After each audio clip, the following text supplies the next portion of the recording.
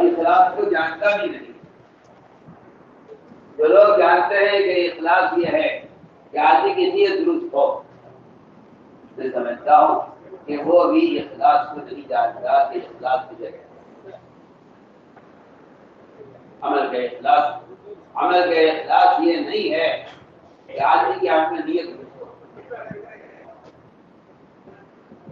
عمل کا اخلاص یہ نہیں ہے کہ عمل کرنے والی کی نیت درست ہو. عمل کا اخلاص یہ ہے کہ اس کا عمل درست ہو. عمل کی اخلاص یہ ہے عمل تو آپ نے اس بات پر پوری توجہ دیں گے. عمل کا اخلاص یہ نہیں ہے کہ نیت درست ہو. عمل کے اخلاص یہ ہے کہ اس کا عمل درست ہو. اخلاص وہ تو نیت کا ہوتا ہے کہ آپ کس کے لیے کر رہے ہیں. یہ کہتا ہوں یہ بہت آسان ہے کہ آپ اپنے عمل میں اللہ کی رضا کی نیت کر لیں. یہ بہت آسان ہے، بہت ہی آسان ہے. یہ کوئی مشکل کام نہیں. آپ اپنے عمل میں اللہ کی رضا کا ارادہ کر لیں، یہ بہت آسان ہے.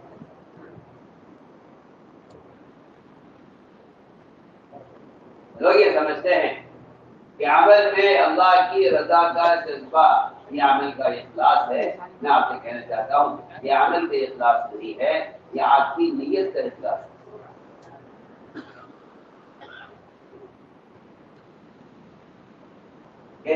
نیت کے بارے میں کہا ہے اخلاص نہیں. لوگ اخلاص عمل کو اخلاص نیت سمجھتے ہیں، یہ خیال ہے. آپ میری بات پر بہت دھیان دیں گے. میں بہت عام بات کرتا ہوں. میں اور آپ سب اس بات سے مطمئن ہیں اپنے عمل میں کہ میں اللہ کے لیے کر رہا ہوں. سوال یہ نہیں ہے کہ آپ اللہ کے لیے کر رہے ہیں، سوال یہ ہے کہ آپ اللہ کے لیے کیا کر رہے ہیں.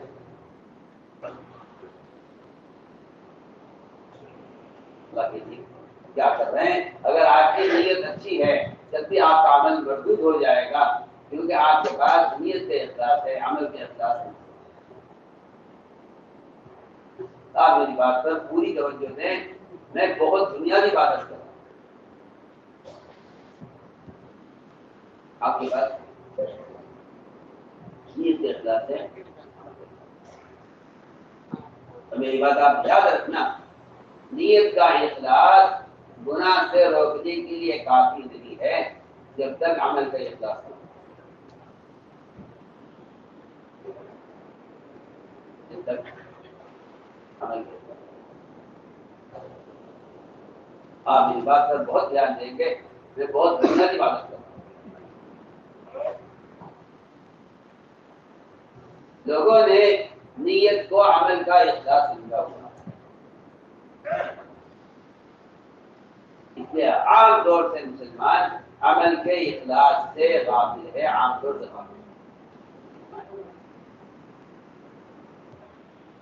لوگ عمل کے اخلاص سے کوئی فرقان بالکل غافل. ایک آدمی نماز پڑھنے کے باوجود اگر اس کے گناہ ہو رہا ہے تو اس کے پاس عمل کا اخلاص نہیں ہے، اگر کہ وہ اپنی نیت مخلص بھی نہ ہو. ٹھیک ہے، میں دو چیزیں بیان کرنا چاہتا ہوں. ایک نیت کا اخلاص، ایک عمل کا اخلاص. نیت کا اخلاص الگ چیز ہے، عمل کے اخلاص بالکل الگ چیز ہے. لوگوں نے نیت کو عمل کے اخلاص بدل سمجھا ہوا ہے کہ میرے عمل کے اخلاص کی نیت نہیں. آپ میری بات کو تھوڑا سا توجہ دیں گے تو بات بہت کام کی، بہت ضروری ہے جو میں کہہ رہا ہوں. لوگ صرف اپنی نیت کو درست کر لیتے ہیں اور نیت کی درستگی عمل کی قبولیت کے لیے اور اجر کے ملنے کے لیے کافی نہیں ہے. سوال اس کا نہیں ہے کہ آپ اللہ کے لیے کر رہے ہیں، سوال اس کا بھی ہے کہ آپ اللہ کے لیے کیا کر رہے ہیں. آپ اللہ کے لیے کیا کر رہے ہیں.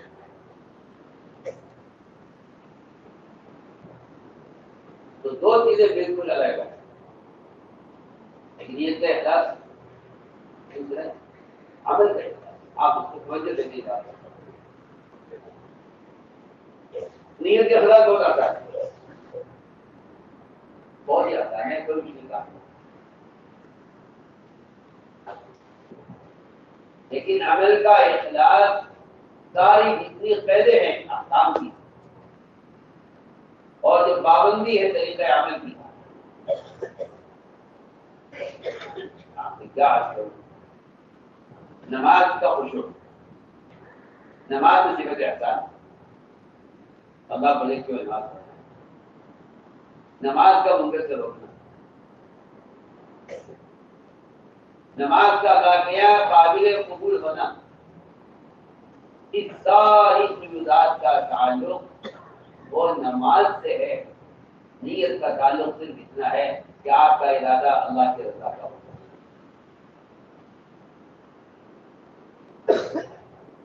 اگر آپ اللہ کی رضا کی نیت سے عمل غلط کر رہے ہیں، آپ کی نیت میں کتنا بھی اخلاص ہو، آپ کا عمل مردود ہو جائے گا۔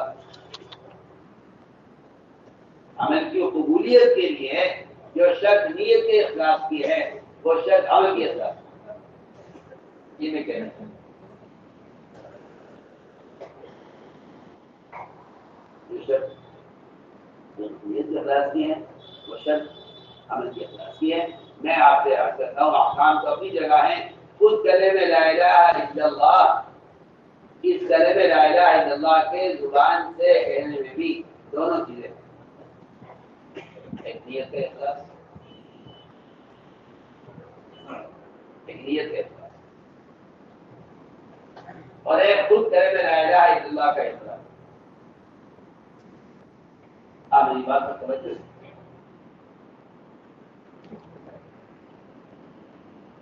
گجرات میں ایک کافر پر تلوار اٹھائی، اس نے کہا کہ بتایا جائے، انہوں نے اس کو غلط کر دیا۔ یہاں سوال نیت کا ہے، یہاں سوال نیت کا ہے کہ آپ نے کلمہ کس لیے پڑھا تھا، تلوار کے لیے پڑھا تھا یا اللہ کے لیے پڑھا تھا؟ میں آپ کو اپنی بات آسان کرنے کے لیے جواب سنا رہا ہوں۔ آپ نے فرمایا کہ تم نے اس کے ظاہر کو دیکھا، تمہیں کیا معلوم کہ اس نے یہ کلمہ اللہ کے رضا کے لیے پڑھا ہے، یہ کلمہ تلوار سے بچنے کے لیے پڑھا؟ تو یہ ہوا نیت کا، یہ ہوا نیت کا احساس۔ اگلی بات، اس کلمہ لا الہ الا اللہ کے کہنے میں اس کلمہ کے اخلاص کیا ہے؟ کلمہ کے اخلاص ہی نہیں کہ آپ کی نیت کی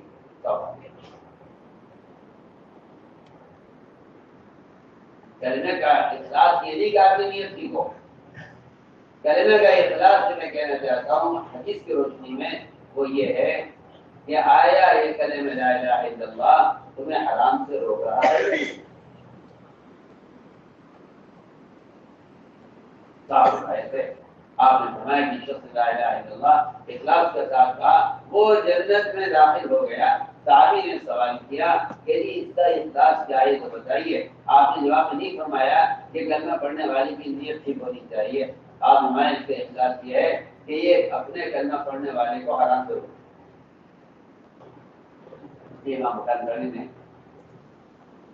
اس کلمہ لا الہ الا اللہ کے اور ایمان کے بات کے ساتھ یہ فرمایا ہے کہ اس کلمہ لا الہ الا اللہ کے ساتھ یہ جنت کی ایک چابی ہے، اور چابی کے اندر دندانے ہوتے ہیں، کوئی چھوٹا کوئی بڑا کوئی بہت ہی چھوٹا۔ چابی کے دندانے چھوٹے اور بڑے ہوتے ہیں دیکھنے میں۔ اس طرح عقیدے، فرائض، سنن، واجبات یہ دیکھنے میں چھوٹے بڑے معلوم ہوتے ہیں، لیکن ان سب کی اہمیت اتنی برابر ہے کہ ان میں سے چابی کا ایک دندانہ اگر ٹوٹ جائے یا تھوڑا سا گرد کے چھوٹا ہو جائے تو آپ جانتے ہیں کہ اس چابی سے تالا کھلتا نہیں ہے، کہ اس کا دندانہ ایک ٹوٹ گیا ہے صرف، میں بہت آسان کر دیا، اس کا ایک دندانہ ٹوٹ گیا ہے، اس کے اگر 100 دندانے بھی ہیں ان میں ایک ٹوٹ جائے تو 99 دندانوں سے تالا کھلے گا نہیں. یہ تو مخلوق کے ہاتھ کے بنائے ہوئے تالوں کا یہ حال ہے. تو پھر آپ خود سوچ لیجیے کہ آپ ناقص دین سے اور میں لا الہ الا اللہ کے سارے دندانوں کے بغیر آپ سنت کا تالا کیسے کھول دیں گے؟ امام بخاری نے ایمان کے باب میں سب سے پہلے یہ روایت نقل کی ہے کہ جس طرح چاندی کے دندانے ہوتے ہیں اس طرح کرے میں لا الہ الا اللہ، اس کے اپنے دندانے ہیں. میں آپ کو آسان بتا دیتا ہوں. آپ نے فرمایا کہ جس نے کلمہ لا الہ الا اللہ اخلاص کے ساتھ کا وہ جنت میں داخل ہو گیا. صحابی نے عرض کیا اس کے اخلاص کیا ہے؟ آپ نے فرمایا کہ نہیں کو نہیں چاہیے. آپ نے فرمایا کلمہ کے اخلاص یہ ہے کہ یہ کلمہ لا الہ الا اللہ اپنے کہنے والے کو حرام سے روکے. اس وجہ سے معلوم ہوتا ہے صاف کہ نیت کا اخلاص الگ ہے، کلمے کا اخلاص الگ ہے، نماز کا اخلاص الگ ہے، نماز پڑھنے والی کی نیت کا اخلاص الگ ہے. جتنے بھی احکام ہیں معاشرے کے، معاملات کے، عبادات کے، ان سب کا حال یہی ہے کہ نیت کا اخلاص الگ، عمل کا اخلاص. اگر اس بات کو نہ سمجھا تو آدمی عمل غلط کرے گا اور کہے گا میری نیت ٹھیک ہے. میں کی ایک مثال آپ کو دیتا ہوں. ایک شخص اللہ کو راضی کرنے کے لیے سب سے چھپ کر صرف اللہ کو راضی کرنے کے لیے عید کے دن روزہ رکھے تو آپ اس کے بارے میں کیا کہیں گے؟ یہ عالم عمل مخلص ہے یا نہیں؟ کہ یہ عمل تو مخلص ہے لیکن اس کا عمل قابل قبولی نہیں ہے صرف، بلکہ اس کو اس کے عمل پر گناہ ملے گا. عمل پر گناہ ملے گا، عمل پر گناہ ملے گا. حالانکہ یہ اپنے عمل میں مخلص ہے. ایک آدمی اثر کے بعد اپنے پڑے اٹھ کر گئی اللہ کو راضی کرنے کے لیے. سوال اس کا ہے کہ آپ کے عمل کے اخلاص، آپ کے عمل کے اخلاص تو میں نے عرض کی کر دیا ایک بالکل اصولی بات کہ مسلمان اپنے عمل کے اخلاص سے اور اپنے عمل کے کمال سے مسلمان اس لیے غافل ہو گیا ہے کہ اس نے کبھی بات کو سوچا ہی نہیں کہ میرے عمل کا اخلاص نیت کا ٹھیک ہونا ہے یا میرے عمل کے اخلاص عمل کا ٹھیک ہونا ہے. یہ ایک اصولی بات ہے. تو بات صاف یہ ہے،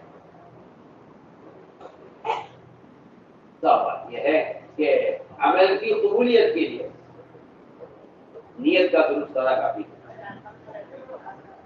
عمل کی قبولیت کے لیے اس عمل کا درست ہونا شرط ہے.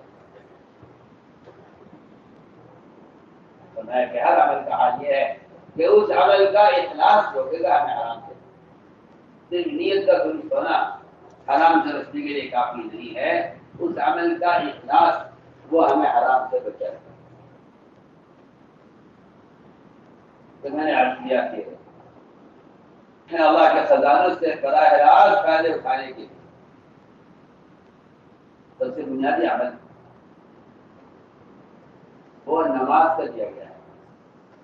اس لیے قرآن نے سب سے پہلے فاتحہ میں استعانت کو عبادت سے جوڑا ہے. استعانت کو جوڑا ہے عبادت سے. استعانت کو اسباب سے نہیں جوڑا. استعانت کو عبادت سے جوڑا ہے. استعانت کو عبادت سے جوڑا ہے. استعانت کو عبادت سے جوڑا ہے. ایاک نعبد و ایاک نستعین، اے اللہ ہم جس طرح تیرے غیر کی عبادت کا تصور نہیں کر سکتے اس طرح ہم تیرے غیر سے استعانت کا بھی تصور نہیں کر سکتے. اس طرح تو خالق ہے اور ثنا ہے عبادت کا حقدار، اسی طرح تو خالق ہے اور حقدار ہے استعانت کا. سے بدل لی جائے تو یہ مسئلہ ہے.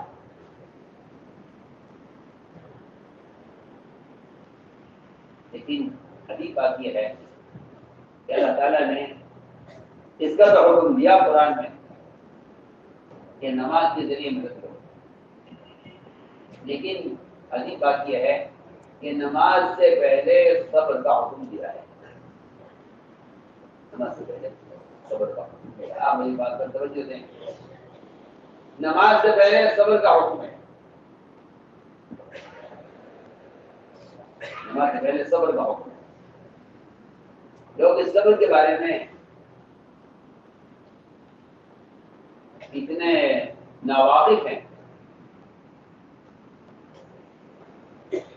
اتنا ناواقف ہیں صبر سے. اکثریت مسلمانوں کی اس خیال میں ہے کہ صبر برداشت کرنے کو کہتے ہیں، حالانکہ یہ بات پتہ نہیں کہ جو شخص اپنے نفس کے خلاف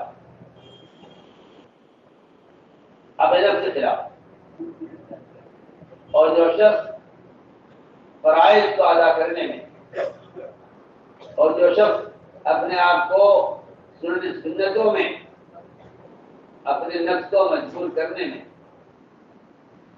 کامیاب نہیں ہوگا، اللہ کی قسم ایسا مسلمان کفر کے مقابلے میں چل نہیں سکتا. آپ توجہ دیں گے میری بات کی طرف. صبر کا مطلب یہی ہوتا ہے کہ آپ برداشت کرتے رہیں اور آپ کا صبر کرنا یہ مدد لے آئے گا. تو پہلی بات ہے کہ صبر کے 3 مرحلے ہیں. صبر کے 3 مرحلے ہیں. صبر کے 3 مرحلے ہیں. اپنے نفس کو حرام سے بچانے کا صبر، اپنے نفس کو فرائض پر اور سنت عادات پر مجبور کرنا.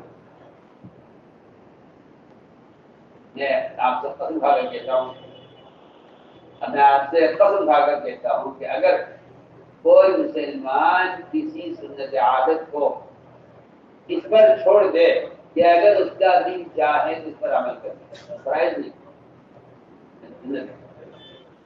اگر کوئی مسلمان اپنے نفس کو اس کا اختیار دے دے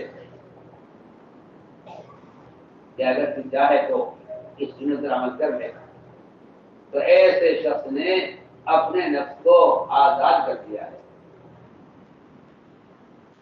اپنے نفس کو آزاد کر دیا. میں کہنا چاہتا ہوں کہ جس طرح ایک مسلمان کا شراب سے بچنے، زنا سے بچنے پر اپنے نفس کو مجبور کیا، اپنے نفس کو مجبور کرنا پڑے گا، اور جس طرح ایک مسلمان کو فریضے کے ادا کرنے پر اپنے نفس کو مجبور کرنا پڑے گا، بالکل اس کے برابر ایک مسلمان کو سنت پر عمل کرنے کے لیے اپنے نفس کو مجبور کرنا پڑے گا. علماء نے لکھا ہے کہ یہ صبر کا پہلا مرحلہ ہے. اس صبر کا پہلا مرحلہ اپنے نفس کو حرام سے رجے پر مجبور کرنا، اپنے نفس کو فرائض اور سنتوں کے ادا کرنے پر مجبور کرنا. سنا اگلی بات میں اس کے بعد تیسرا مرحلہ ہے صبر کا. وہ صبر کا مرحلہ یہ ہے جس صبر کو اللہ نے قرآن میں انبیاء اور صحابہ کے ساتھ بیان کیا ہے. اس صبر کو قرآن نے انبیاء اور صحابہ کے ساتھ بیان کیا ہے. فرمایا کہ یہ آخری مرحلہ ہے صبر کا. اس میں آدمی اپنے دین پر چمتا ہے کفر کے مقابلے میں. عرض کیا کہ صبر اللہ تعالیٰ صبر کو پہلے لائے، صبر کو پہلے لائے نماز سے پہلے.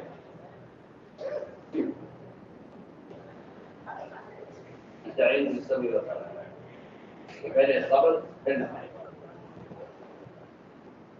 پہلے صبر، تمہارا صبر وہ تمہاری نماز کو اس قابل بنائے گا کہ تم اللہ کی منزل صبر. تو صبر کو پہلے لائے نماز سے پہلے. میں نے عرض کیا کہ سب سے پہلا صبر کا مرحلہ سب سے پہلے صبر کا مطلب یہ ہے کہ آدمی اپنے نفس کو حرام سے بچائے. نفس کو حرام سے بچائے. نفس کو حرام سے بچانا یہ صبر کا سب سے پہلا میدان ہے اور یہ سب سے پہلا جہاد ہے کہ آدمی اپنے نفس کو حرام سے بچائے. یہ آپ دیکھیں گے کہ نماز میں طہارت شرط اور مقدم. نماز میں طہارت مقدم ہے اور نماز میں عبادت کے لیے طہارت شرط ہے. طہارت شرط ہے. آپ یہ بات سوچیں دیکھیں, طہارت شرط ہے. نماز کے لیے آپ کے بدن کا حدث اصغر حدث اکبر دونوں وضو کا تقاضا ہے یا غسل کا تقاضا ہے. اس طہارت کے بغیر آپ کی نماز درست نہیں ہوگی. آدمی غسل کرے گا یا وضو کرے گا, وہ جانتا ہے کہ نماز کے لیے بدن کی طہارت شرط ہے. ہم یہ کہنا چاہتے ہیں کہ اس طہارت کا مسلمانوں میں جو تصور ہے وہ غسل اور وضو سے زیادہ طہارت کا کوئی تصور مسلمانوں میں نہیں.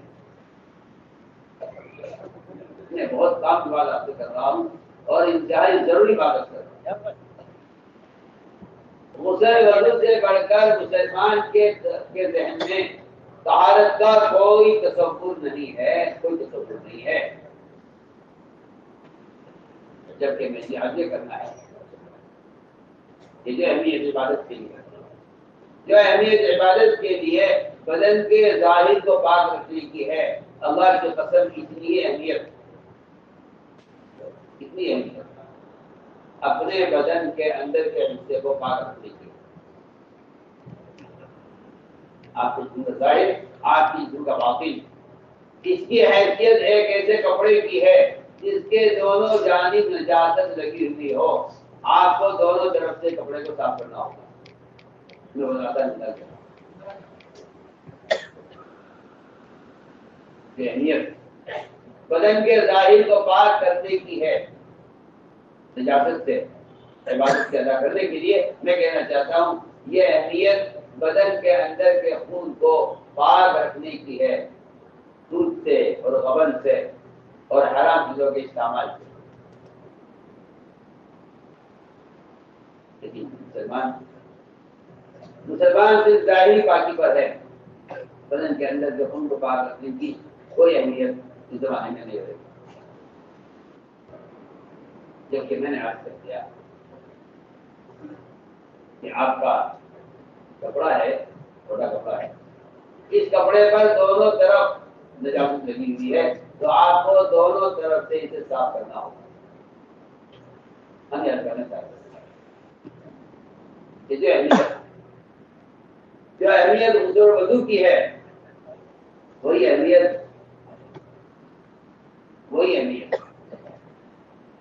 بدن کے خون کو عبادت کے لیے پاک رکھنے کی ہے. اس چیز سے لوگ آپ وہ ایک بدن کے ظاہر کو تو پاک کرنا جانتے ہیں اور بدن کے اندر کے خون کو عبادت کے لیے پاک رکھنے کا کوئی نہ اس کی خبر ہے, نہ اس کا کوئی تقاضا ہے, نہ اس کی کوئی فکر ہے. جی ہاں, کیا آپ اور کر لیجیے قرآن میں کہ آپ کو سارے نیک اعمال, انبیاء ہوں یا عوام, نبی ہو یا امت, دونوں کے لیے حکم یہ ہے کہ آپ اپنے خون کو حرام سے پاک رکھیے نیک اعمال کرنے کے لیے. یا رسول کل طیبات, تمام انبیاء کا حکم ہے کہ اپنی غذا کو حرام سے پاک رکھیے. اپنی غذا کو حرام سے پاک رکھیے. ہم سب بنایا کرتے تھے کہ لوگ لقمے کو معمولی سمجھتے ہیں, حالانکہ لقمہ سمندر ہے, خیالات اس کے مفید ہے. لغمہ سمندر ہے، خیالات اس کے موتی ہیں. میں آپ سے ایک سوال کر رہا ہوں درمیان، اگر آپ ناپاک پانی سے وضو کر لیں تو آپ کی طہارت کا کیا ہوگا؟ وضو کی شکل تو بن جائے گی، وضو کی شکل بن جائے گی. ناپاک پانی سے آپ وضو کر لیں، آپ ناپاک پانی سے وضو کر لیں، آپ کے وضو کی شکل بن جائے گی، لیکن آپ کی نماز نہیں ہوگی کہ پانی ناپاک ہوگا.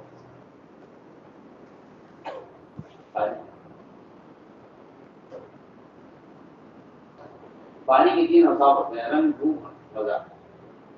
پھر جو کہیے کہ اگر یہ تین اوصاف بدل جائے پانی کے تو یہ پانی اب وضو کے قابل نہیں. تو کیا ایک سود کا لقمہ اندر کے خون کو اتنا گندلا کر دیتا ہے، اتنا گندا کر دیتا ہے کہ اب یہ بدن عبادت کے قابل نہیں ہے. آپ نہیں میری بات. انبیاء علیہ السلام کو حکم دیا گیا ہے اس کا، اور عام مسلمانوں کو بھی قرآن میں کہ اپنی غذا کو پاکیزہ رکھو. اگر تم چاہتے ہو کہ تمہارے بدن سے نیک اعمال ظاہر ہوں، یہ بات بالکل حق ہے کہ انسانی اعضاء گناہوں پر اتنا مزید ہو جاتے ہیں. ایک شخص کہتا ہے جی میں نامحرم کو دیکھنا نہیں چاہتا، مگر میری آنکھ بالکل مجھ سے بے قابو ہے. آپ کی آنکھ مجھ سے بے قابو ہے کہ آپ کی آنکھ کی باریک رگوں میں جو حرام خون دوڑ رہا ہے وہ نامحرم کو دیکھنے پر مجبور ہے. آپ اپنی آنکھ کو نہیں روک سکتے، اس لیے کہ جب آدمی حرام روکنا کھاتا ہے تو اس کے اعضاء گناہ کرنے میں اس سے بغاوت کر جاتے ہیں.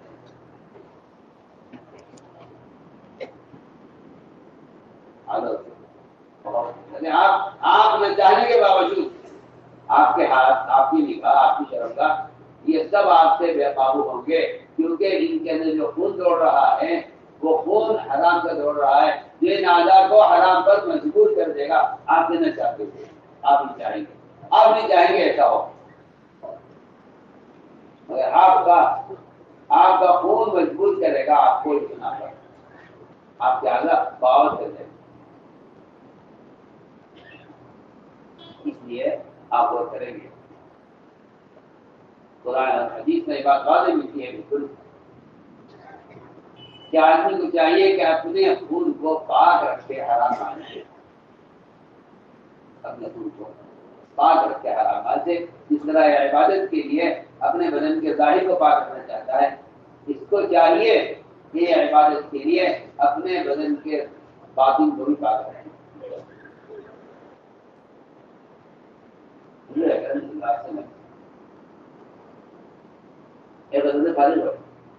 میں آپ کو مشتبہ مال کی ایک مثال دیتا ہوں.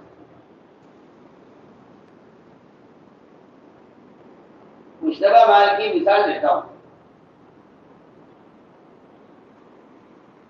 اور دو مثالیں ایڈ کروں گا سیرت سے، دو مثالیں ایڈ کروں گا سیرت سے اور قرآن کی بالکل صحیح آیت. اس سے معلوم ہوگا کہ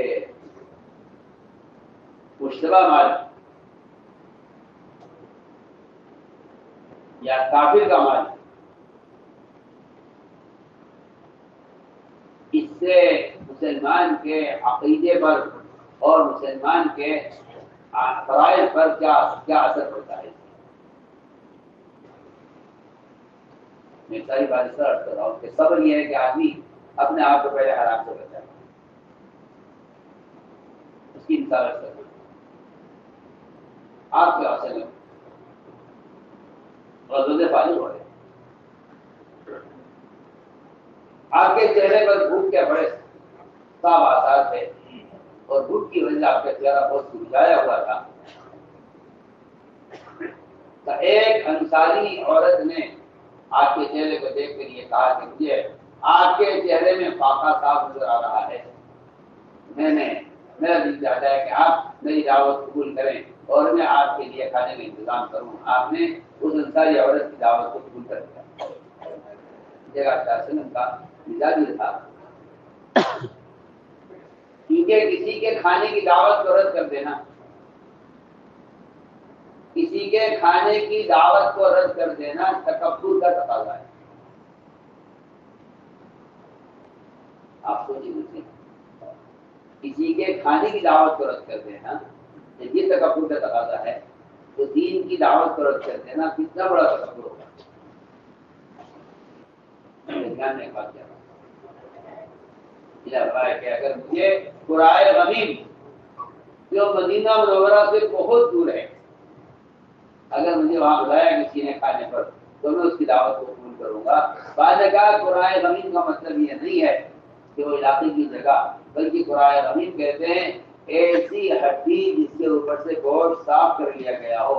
اگر کوئی میری دعوت ایسی ہڈی کی پلے بھی کرے گا کہ میں آپ کو ایک ہڈی کی دعوت دیتا ہوں تو میں اس ہڈی پر بلانے والے کی دعوت کو قبول کروں گا.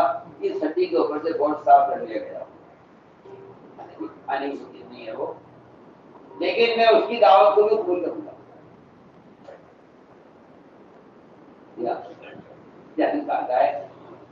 حدیث میں آتا ہے کہ بدترین ولیمہ وہ ولیمہ ہے جس میں مالداروں کو بلایا جائے اور ان کی خوشامد کی جائے آنے کے لیے اور وہ غربا جو شوق سے آتے ان کو نظر انداز کر دیا جائے.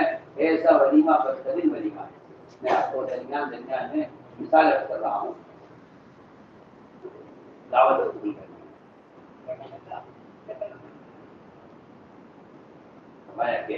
بدترین دعوت کھانے کی وہ دعوت ہے جس میں مالداروں کو بلایا جائے اور وہ آنے میں نخرے کریں اور ان فقراء کو اور ان عوام کو چھوڑ دیا جائے جو شوق سے دعوت آپ کو پوری کریں.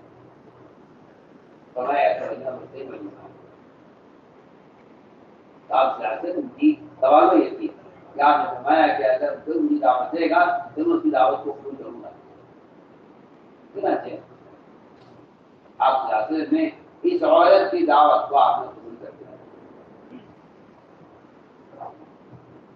اس عورت کی دعوت کو آپ نے قبول کیا اور اس نے اپنے ذاتی حلال پیسے سے اس عورت نے اپنی پڑوسن سے بکری خریدی اس کو خود ذبح کیا اس کا گوشت بنایا اور آپ کے لیے گوشت خود پکایا اور گوشت جب تیار ہو گیا اور نرم گوشت تھا تو اس بکری کا دست جس کا گوشت آپ کو پسند تھا نرم گوشت آپ نے پیش کیا. آپ نے اس کا ایک لقمہ لے کر منہ میں رکھا. وہ لقمہ آپ کے منہ میں جا کر اتنا سخت ہو گیا کہ نہ آپ اس کو چبا سکے نہ آپ اس کو حلق سے نیچے اتار سکے. آپ نے کچھ دیر کوشش کی پر لقمے کو باہر نکالا اور عورت سے پوچھا کہ تم یہ بکری کہاں سے لائی ہو جب اس نے گوشت بنایا ہے. یہ گوشت نہ پہلنا میرے حلق سے اتر سکتا ہے نہ میں اس کو چبا سکتا ہوں.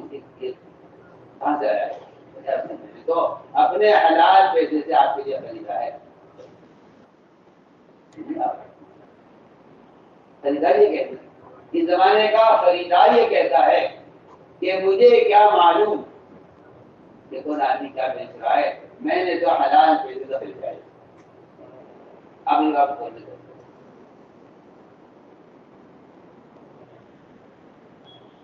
کیونکہ حلال روزی تلاش کرنا کافی نہیں ہے. قرآن کی آیت سے ایسا معلوم ہوتا ہے کہ آپ کو یہ بھی تحقیق کرنی پڑے گی کہ چیز کو بیچنے والا متقی ہے.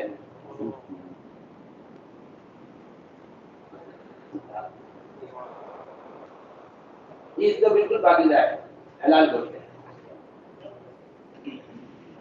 گوشت حلال ہے. سوال اس کا نہیں ہے گوشت حلال ہے. سوال اس کا ہے کہ اس گوشت کا بیچنے والا بھی متقی ہے.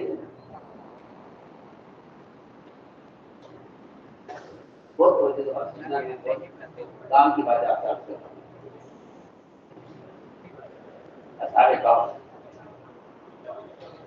جن کو اللہ تعالیٰ نے ایمان والوں کی جماعت کہا ہے. قرآن کسی کا ایمان والا کہہ دے تو اس سے کمال ایمانی مراد ہوتا ہے. ہمارا آپ کے زمانے کا ایمان نہیں ہے جس کے فرق سے اڑا دیے ہیں بیچارے پڑھے لکھوں نے اور یہ کہہ کر ختم کر دی ساری حدیثیں کہ یہ تو لازمی والی کی روایت ہے یہ تو سب زائد ایمان ہے. جسے ایسا زائد ایمان بنایا اس کو اللہ مجھے معاف فرمائے. جن لوگوں کو دو چار عربی کے الفاظ یاد ہو جاتے ہیں نا وہ بیچارے زمانے میں اتنی آسانی سے مجتہد بن جاتے ہیں کہ انہیں بیچاروں کو اجتہاد کی شرائط کی جو خبر نہیں ہے کہ اجتہاد کی شرائط کیا ہے. وہ لا علمی کی روایتوں کو یہ کہہ کے اڑا دیتے ہیں کہ اس سے تو کمال ایمان بات ہے. تو انہوں نے اس کو، میں کیا آپ سے افسوس کی بات کروں، انہوں نے اس کو ایمان کا وہ زائد حصہ بنا دیا ہے جو ضرورت سے زائد سمجھا جاتا ہے.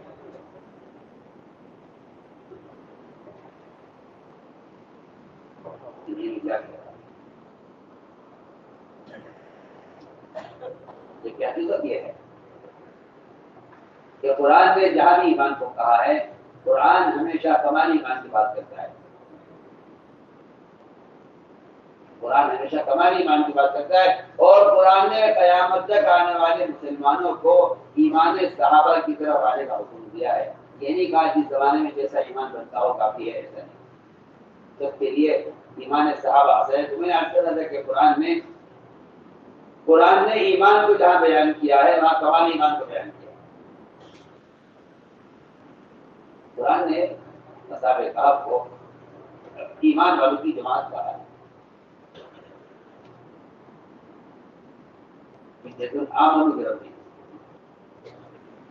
آگے فرمایا زدنا ہم خدا کہ ہم نے اصحاب کہف کو رشد و ہدایت میں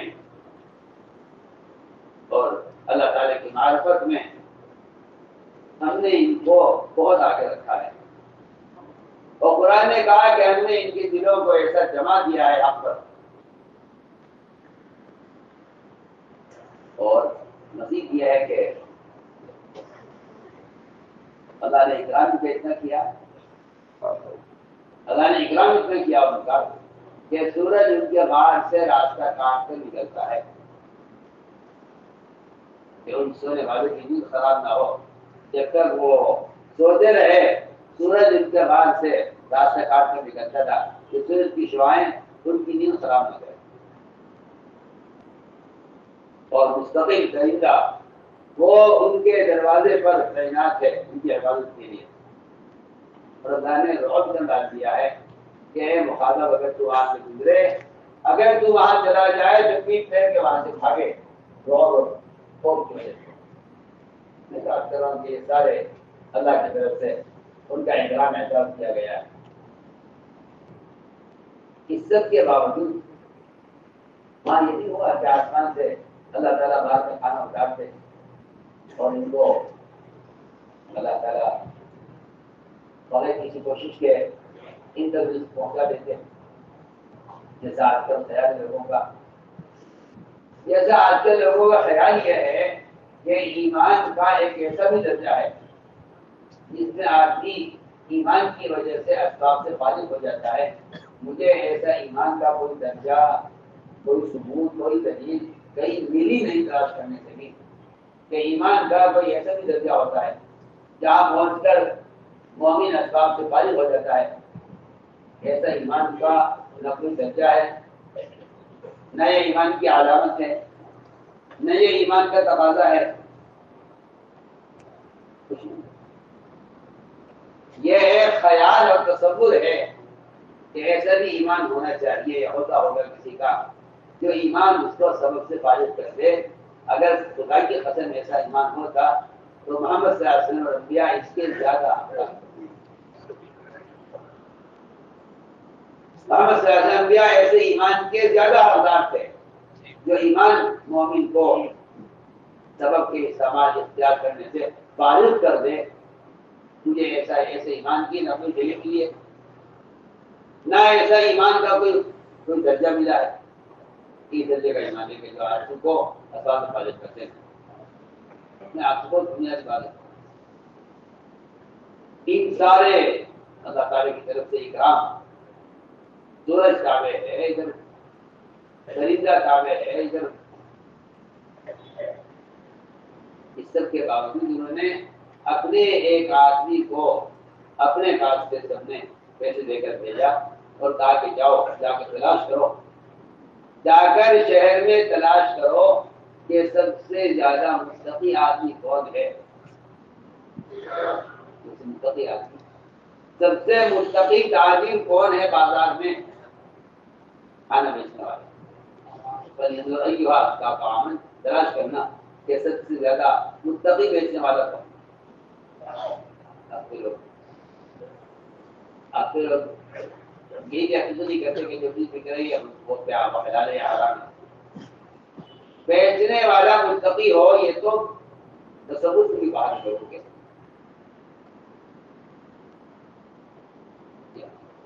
بیچنے والا اب تو اگر کافر بھی ہے تو کوئی بات نہیں ہے, ہمیں کھانے سے مطلب ہے.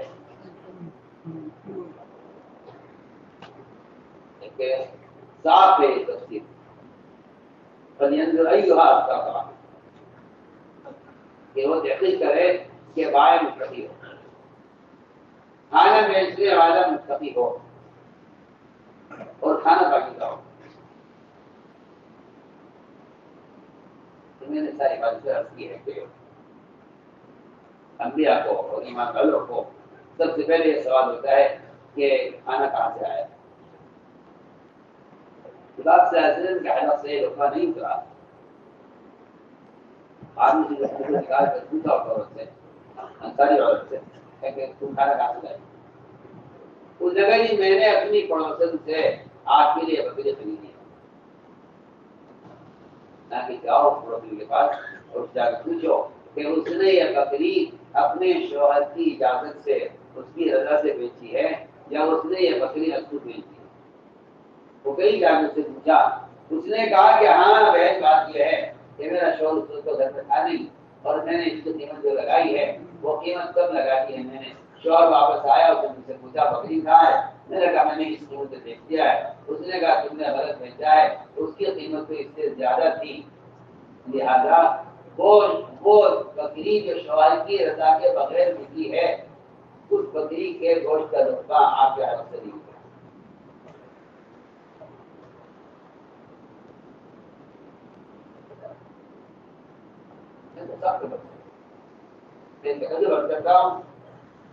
اللہ کی قسم کھا کر کہہ سکتا ہوں مسلمانوں سے گناہ کرانے میں شیطان کو اتنا دخل نہیں ہے جتنا حرام ہوگا.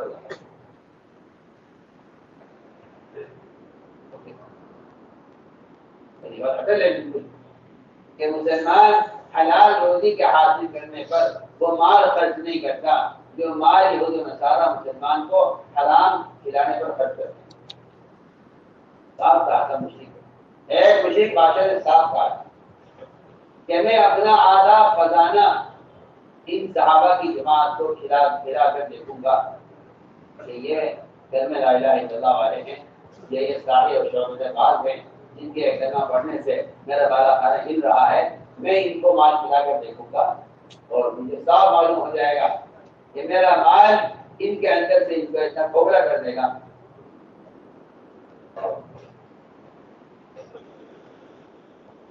میں آپ کو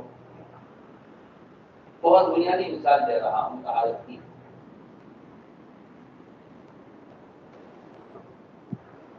ہمیشہ یہ بات ہے, یہ کام ہمیشہ ہوا ہے ہر زمانے میں.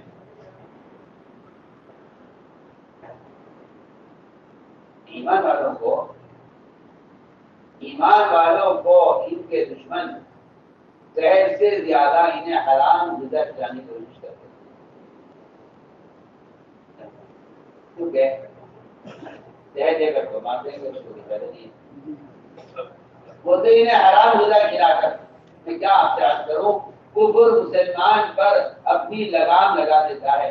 جب اس سے حرام اتار دیتا ہے تو مسلمان پر کفر کی لگام لگ جاتی ہے. میں آپ سے بہت دن بات کرتا ہوں, مسلمان کا خیال یہ ہے کہ استغفار کرنے سے حرام کھانے کا گناہ معاف ہو جائے گا. سوال گناہوں کی معافی کا نہیں ہے, سوال تو ان کی پاکی کا ہے.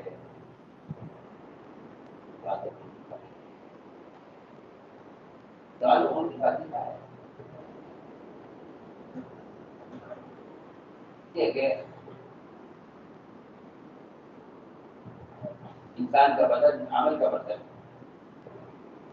انسان کا بدن عمل کا برتن ہے. اگر یہ گندا ہے تو اس ظرف کے اندر رکھا جانے والی ہر چیز ناپاک ہو چلی جائے گی. فرمایا کہ اپنے برتن کو صاف رکھو. میں نے عرض کیا کہ سوال بات کا ہے کہ آپ کے حالت سے لقمہ اترا ہے، یہ لقمہ اندر کیا کرے گا؟ آپ دیکھیے، آپ کو طے ہو جائے یا آپ کے بدن میں دانے نکل آئے. ڈاکٹر پہلا سوال کرتا ہے آپ نے رات کیا کھایا؟ پہلا سوال. آپ جس ڈاکٹر کے پاس لے جائیں، آپ کہیں کہ میرے پیٹ میں درد ہے، مجھے طے ہو رہی ہے، مجھے میرے بدن میں دانے نکل آئے، ڈاکٹر کا پہلا سوال ہوگا کہ آپ ہی بتائیے رات آپ نے کیا کھایا؟ تو صاف کہہ دے گا کہ یہ چیز آپ نے غلط کھائی ہے. ایک ڈاکٹر ایک رقبے پر بدن کے ظاہری مرض کو دیکھ کر کہہ دیتا آپ نے غلط چیز کھائی ہے. تو آپ کے اعضاء جب حرام کا ارادہ کرتے ہیں اور آپ کی آنکھ جب حرام کو دیکھنا چاہتی ہے تو آپ کو بھی خیال آتا ہے کہ میں نے کیا کھایا؟ کیوں نہیں خیال آتا کہ میں نے کل کیا کھایا ہے؟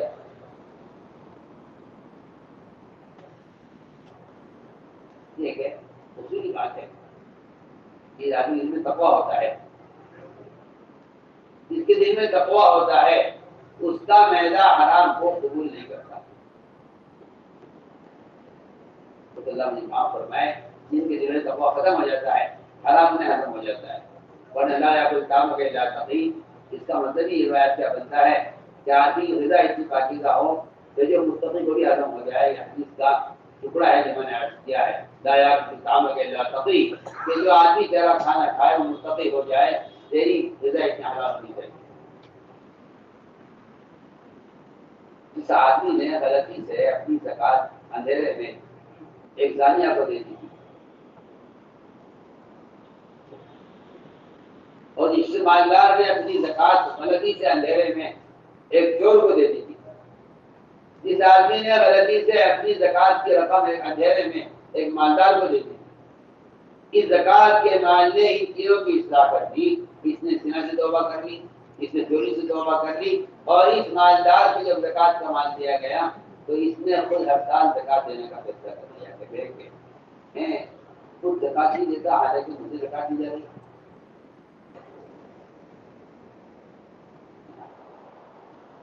بہت اہم بات آپ سے کہ جہاں غذائیں پاکیزہ ہوتی ہیں، جہاں غذائیں پاکیزہ ہوتی ہیں، اللہ تعالیٰ ایسی غذا کو لوگوں کی ہدایت کا، تربیت کا اور تعلق کا ذریعہ اپنا دیتے ہیں. میرا دل چاہتا ہے میں آپ کو واقعہ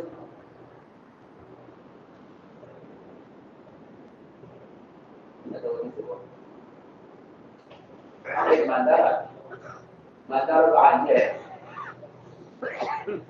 مالداروں کا حال یہ ہے کہ انہیں کافروں کی طرح اپنے مال کے بڑھانے کا تقاضا ہے. سب سے بات واضح ہے حادث سے کہ مال کو بڑھانے کے لیے حلال کمانے والا بھی، مال کو بڑھانے کے لیے حلال کمانے والا بھی اللہ کی نظر میں اللہ تعالیٰ اس سے سخت ناراض ہے.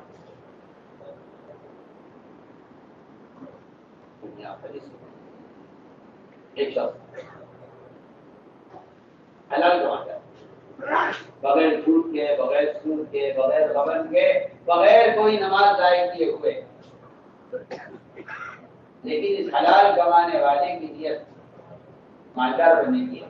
تو حدیث میں آتا ہے کہ یہ حلال کما کر بھی قیامت کا آواز حاضر ملے گا کہ اللہ ان سے سخت ناراض ہو.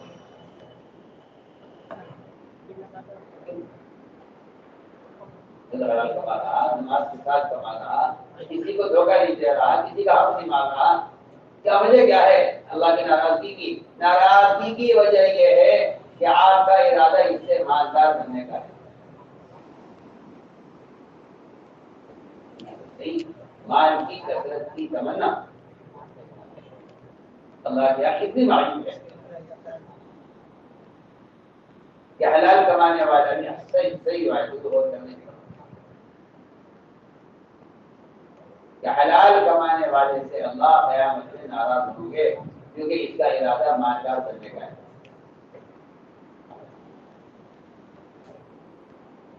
اور جو شخص اس لیے کماتا ہے کہ اس کے ذریعے لوگوں سے سوال کرنے سے بچ جائے، کیونکہ میں سب کہتا ہوں کہ جتنے بھی فضائل تجارت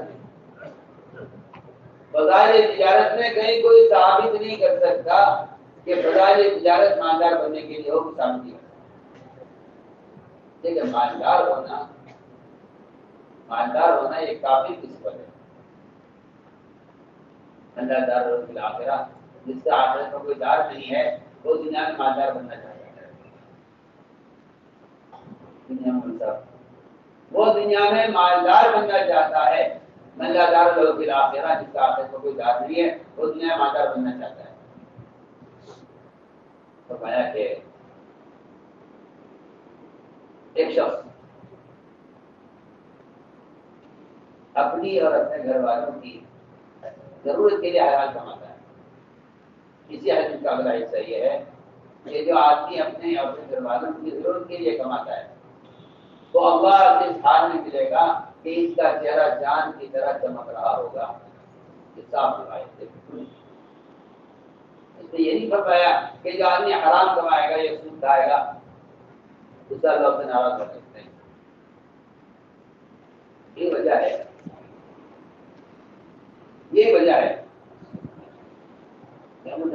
رضی اللہ تعالیٰ کہ مجھے یہ بات پسند نہیں ہے کہ میری دکان مسجد کا طریقہ اور میں روزانہ 300 اشرفیاں سونے کی نفے کی کماؤں، جو بات کرنے نفع حاصل ہوا ہے، اور یہ 300 کی 300 اشرفیاں میں اللہ کے راستے میں خرچ کر دوں، اپنے بنے ایک پیسہ بھی خرچ نہ کروں اس سے، تبھی مجھے بات پسند نہیں ہے کہ میری دکان مسجد کا قریب ہو۔ اب تو آنے والے میں دیکھیں گے کہ لوگ اپنی دکان میں دودھ اٹھا کر مسجد کے قریب لے آتے ہیں،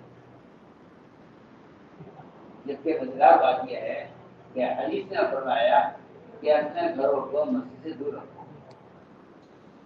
اپنے گھروں کو مسجد سے دور رکھو۔ کی بات ہے، بہت کام کی بات ہے، اپنے گھروں کو مسجد سے دور رکھو۔ ہمارے جیسے سیدھے لوگ تو یہ سمجھتے ہیں کہ بھائی وہ حدیث نے فرمایا کہ گھر کو مسجد سے دور رکھو تاکہ وہاں سے تمہارے آنے کے قدم دیکھے جائیں نماز کے لیے۔ یہ علت ہوتی ہے۔ یہ تو احتساب کے لیے سبب بتایا گیا ہے۔ میں بہت کام کی بات آپ سے کرتا ہوں، یہ علت ہے۔ کثرت اقدام مسجد کی طرف زیادہ قدموں کا اٹھنا یہ گھروں کو مسجد سے دور کرنے کی علت نہیں ہے، اس لیے کہ علت کوئی اور ہوتی ہے۔ علت کوئی اور ہوتی ہے، اس علت کی وجہ سے بات کو عمل میں لانے کے لیے اس پر اجر کا وعدہ کیا جاتا ہے۔ ہماری بات سمجھنا بہت مشکل ہے مگر ہمیں کہتی ہے آپ اپنا گھر مسجد سے دور رکھیں، اپنا گھر مسجد سے دور رکھیں۔ اس کا مقصد یہ نہیں ہے کہ وہاں سے آنے آپ کے آنے کے قدم لکھے جائیں گے، یہ مقصد نہیں۔ مقصد یہ تھا کہ غفلت اور ذکر کی جگہ میں فاصلہ ہونا چاہیے۔ سن رہے سو رہے آپ کو میری بات کی طرف بہت توجہ دینی پڑے گی۔ ذکر و غفلت کی جگہ کے درمیان فاصلہ ہونا چاہیے۔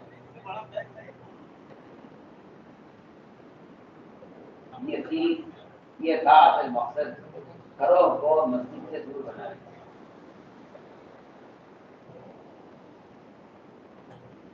اس پر یہ اجر ملتا دیا کہ آپ کے آنے کے قدم لکھے جائیں گے۔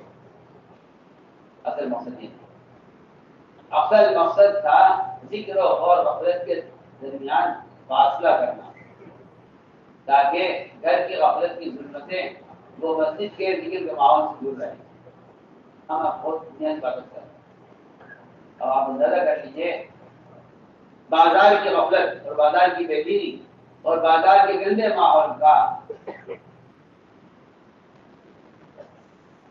اس کا گھر کیا مقابلہ ہے؟ گھر میں تو گھر کے ماحول میں اتنی غفلت اور اتنی بے دینی اور اتنا فحش اور اتنا باطل نہیں گھر کے ماحول میں جتنا بازاروں میں ہے. تو جب گھروں کو مسجد سے دور رکھنے کا حکم دے دیا تو بازار اور کے مسجد دور ہونے کی ہونا کتنا ضروری ہوگا. بقی سے پیچھے رہ گئے تھے بازار کہاں بقی کہاں مسجد بقی بقی کا بازار جو ہوگا بقی کا بازار جو ہوگا بقی سے پیچھے ہوگا تاکہ مسجد اور بازار کے درمیان فاصلہ ہو. میں نے عرض کیا کہ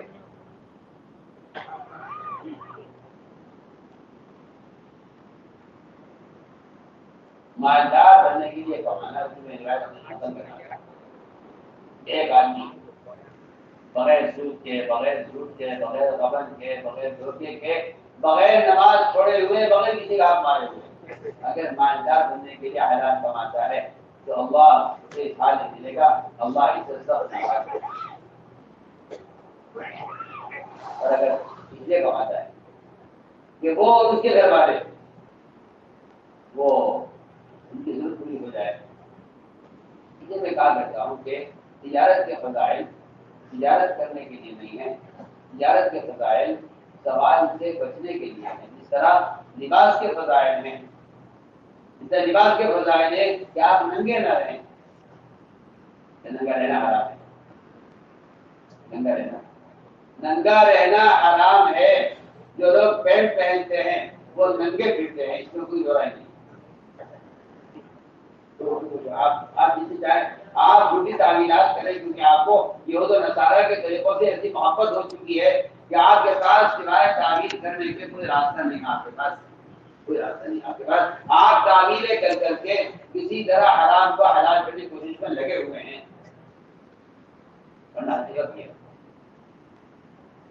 کیا حدیث کی روح سے جو لوگ تنگ لباس پہنتے ہیں اور پینٹ پہنتے ہیں اللہ کی قسم وہ ننگے کا حکم پہنے. اور یہ بات نے صاف لکھی ہے کہ جو لوگ پینٹ پہنتے ہیں ان کا حکم اور پنڈت کے لباس کا حکم دونوں کا ایک ہے. چاہے آپ افسر کے ملازم ہوں چاہے آپ کسی فوج کے جو ہے افسر ہوں چاہے آپ کسی پولیس کے محکمے میں ہوں آپ چاہے کہیں بھی ہوں. اس لیے کہ اسلام اپنے لباس کو دنیا کے قانون کے تابع نہیں کرتا ہے. دنیا کا قانون سنت کے تابع دنیا کا قانون سنت کے تابع ہے. تو بیچارے جاہل ہیں جو اللہ تعالیٰ کے سامنے کافر کے قانون کو پیش کرتے ہیں کہ اللہ کافر کا قانون یہ نہیں کرتا. ایمان والے وہ ہوتے تھے جو اللہ کے قانون کو کافر کے سامنے پیش کرتے تھے. میں آپ سے درمیان میں عرض کر رہا ہوں تو جو فضائل تجارت ہے وہ تعلیم بننے کے لیے نہیں. یہ صحیح حدیث ہے. آپ نے فرمایا کہ اللہ نے مجھے اس کی وحی نہیں کی ہے کہ میں تجارت تعلیم بن کر مانتا کروں. اللہ نے مجھے اس کی وحی نہیں کی ہے کہ میں تعلیم بن کر مانی کرتا کروں. اللہ نے اس کی وحی نہیں کی. اس لیے فضائل تجارت فضائل لباس کی طرح ہے. جس طرح ننگا رہنا حرام ہے اس طرح سوال کرنا حرام ہے. اور صرف سوال سے بچنے کے لیے تجارت کے فضائل. مالدار بننے سے فضائل تجارت کا کوئی تعلق نہیں. مالدار بننے سے تجارت کے فضائل کا کوئی تعلق نہیں ہے. اگر آپ 8 مہینے کی روٹی 4 مہینے میں کما سکتے ہیں تو آپ کے 8 مہینے پالے. آپ کے 8 مہینے پالے. میں آپ سے کہنا چاہتا ہوں کہ لوگوں نے فضائل تجارت کو مالدار بننے کے لیے استعمال کیا ہے. حالانکہ میں آپ کر چکا ہوں کہ فضائل تجارت کے فضائل نہیں ہیں. وہ تو فضائل تجارت اپنی ضرورت کو عوام سے اس طرح چھپانے کے لیے ہے جس طرح ایک باحیا آدمی اپنے سطر کو لوگوں سے چھپا سکتا ہے. ایک ہی حکم ہے بالکل. جو حکم صدر چھپانے کا ہے وہ حکم حاجت کو لوگوں سے چھپانے کا ہے. لوگوں سے اپنی حاجتوں کو چھپانے کے لیے رہتا ہے. یہ بتا سکتا ہوں کہ اسباب کا اختیار کرنا اسباب کا اختیار کرنا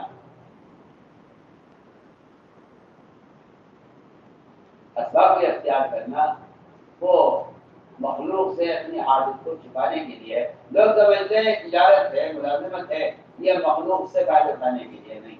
اسباب کا اختیار کرنا جو ہے وہ خالق سے فائدہ اٹھانے کے لیے چاہے میری بات سننا جائے. اسباب کا اختیار کرنا خالق سے فائدہ اٹھانے کے لیے. آپ کی بات سمجھ آئے گی نہیں اور میری جہاں نظر ہے وہاں آپ کی نظر نہیں ہے کیونکہ حدیث میں آتا ہے کہ جو مخلوق سے استغنا ظاہر کرتا ہے خالق اسے غنی کر دیتا ہے. مخلوق سے خالق اس کو غنی کر دیتا ہے. میں کہتا ہوں کہ غنی ہونے کا سبب تجارت نہیں تھا. غنی ہونے کا جو سبب ہے وہ مخلوق سے استغنا ظاہر کرنا ہے اور مخلوق سے استغنا ظاہر کرنے کے لیے ضرورت اختیار کیا جاتا ہے. جی آپ دیکھنے والے سمجھیں گے کہ آپ تجارت کرتے ہیں آپ ملازمت کرتے ہیں آپ زراعت کرتے ہیں یہ اسباب اس لیے استعمال کیے جاتے ہیں تاکہ مخلوق سے استغنا ظاہر ہو. اور یہ صاف حدیث ہے کہ جو آدمی مخلوق سے استغنا کو ظاہر کرتا ہے اللہ تعالیٰ اس کو غنی کر دیتے ہیں. صحیح. تو میری ساری بات کا خلاصہ یہ تھا کہ آدمی تجارت مالدار بننے کے راستے نہ کرے بلکہ تجارت مخلوق سے استغنا کے لیے کرے. مخلوق سے استغنا کے لیے ہماری ساری بات کا خلاصہ یہ تھا کہ اگر آپ کو مال بطور قرض کی ضرورت ہے تو آپ قرض مال متقی سے لیں. قرض مال بھی متقی سے لیں. قرض مال متقی سے لیں. اگر آپ سود کا مال یا حرام کمایا ہوا مال یا کسی کا حق مارا ہوا مال بہت کام کے بعد آپ سے کرنا. اگر آپ نے مشتبہ مال بطور قرض نہیں لیا تو آپ واپس کریں تو یہ مال اپنا اثر چھوڑے بغیر نہیں رہے گا چاہے آپ اس کو وقت واپس کریں. چاہے اس کو وقت واپس کر دیں. میں آپ کو اس کی مثال رکھ سکتا ہوں.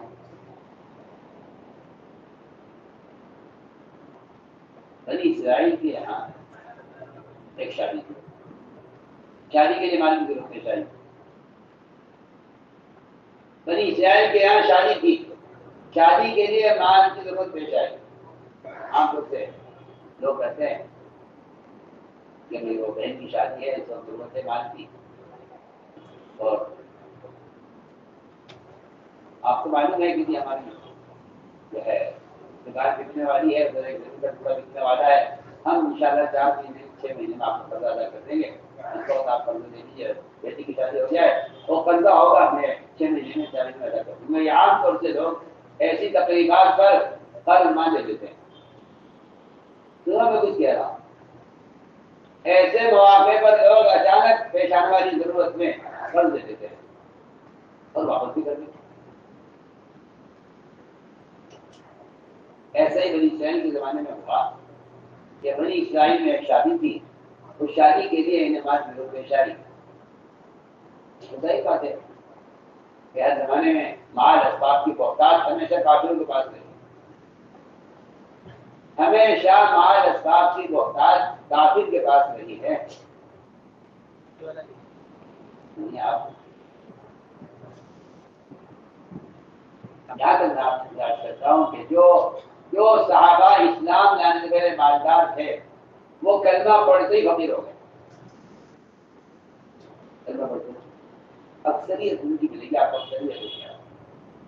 اکثریت ان کی ملے گی تو کلمہ پڑھتے فقیر ہو گئے. سیدنا عمر رضی اللہ تعالیٰ عنہ اللہ اکبر ان کی مان بڑی ماندار. وہ ادھر ایسا لگاتے تھے جس گلی سے گزر جاتے تھے اس گلی میں خوشبو باقی رہتی تھی. لوگ سے سب گزرے ہیں ایسا ان کے لیے کپڑا مصر سے آتا تھا کیونکہ ان کے یمن سے آتے تھے اور اتنے خوبصورت بال رکھتے تھے کہ جو ان کو دیکھتا تھا وہ دیکھتا رہ جاتا تھا. ان کا جیسا کھانا، ان کے جیسے کپڑے، ان کے جیسا جوتا، ان کے جیسا یہ خوشبو، ان کے جیسی ایسی تناؤ کی زندگی تھی کہ کوئی مکے کو اس کی مثال نہیں. کلمہ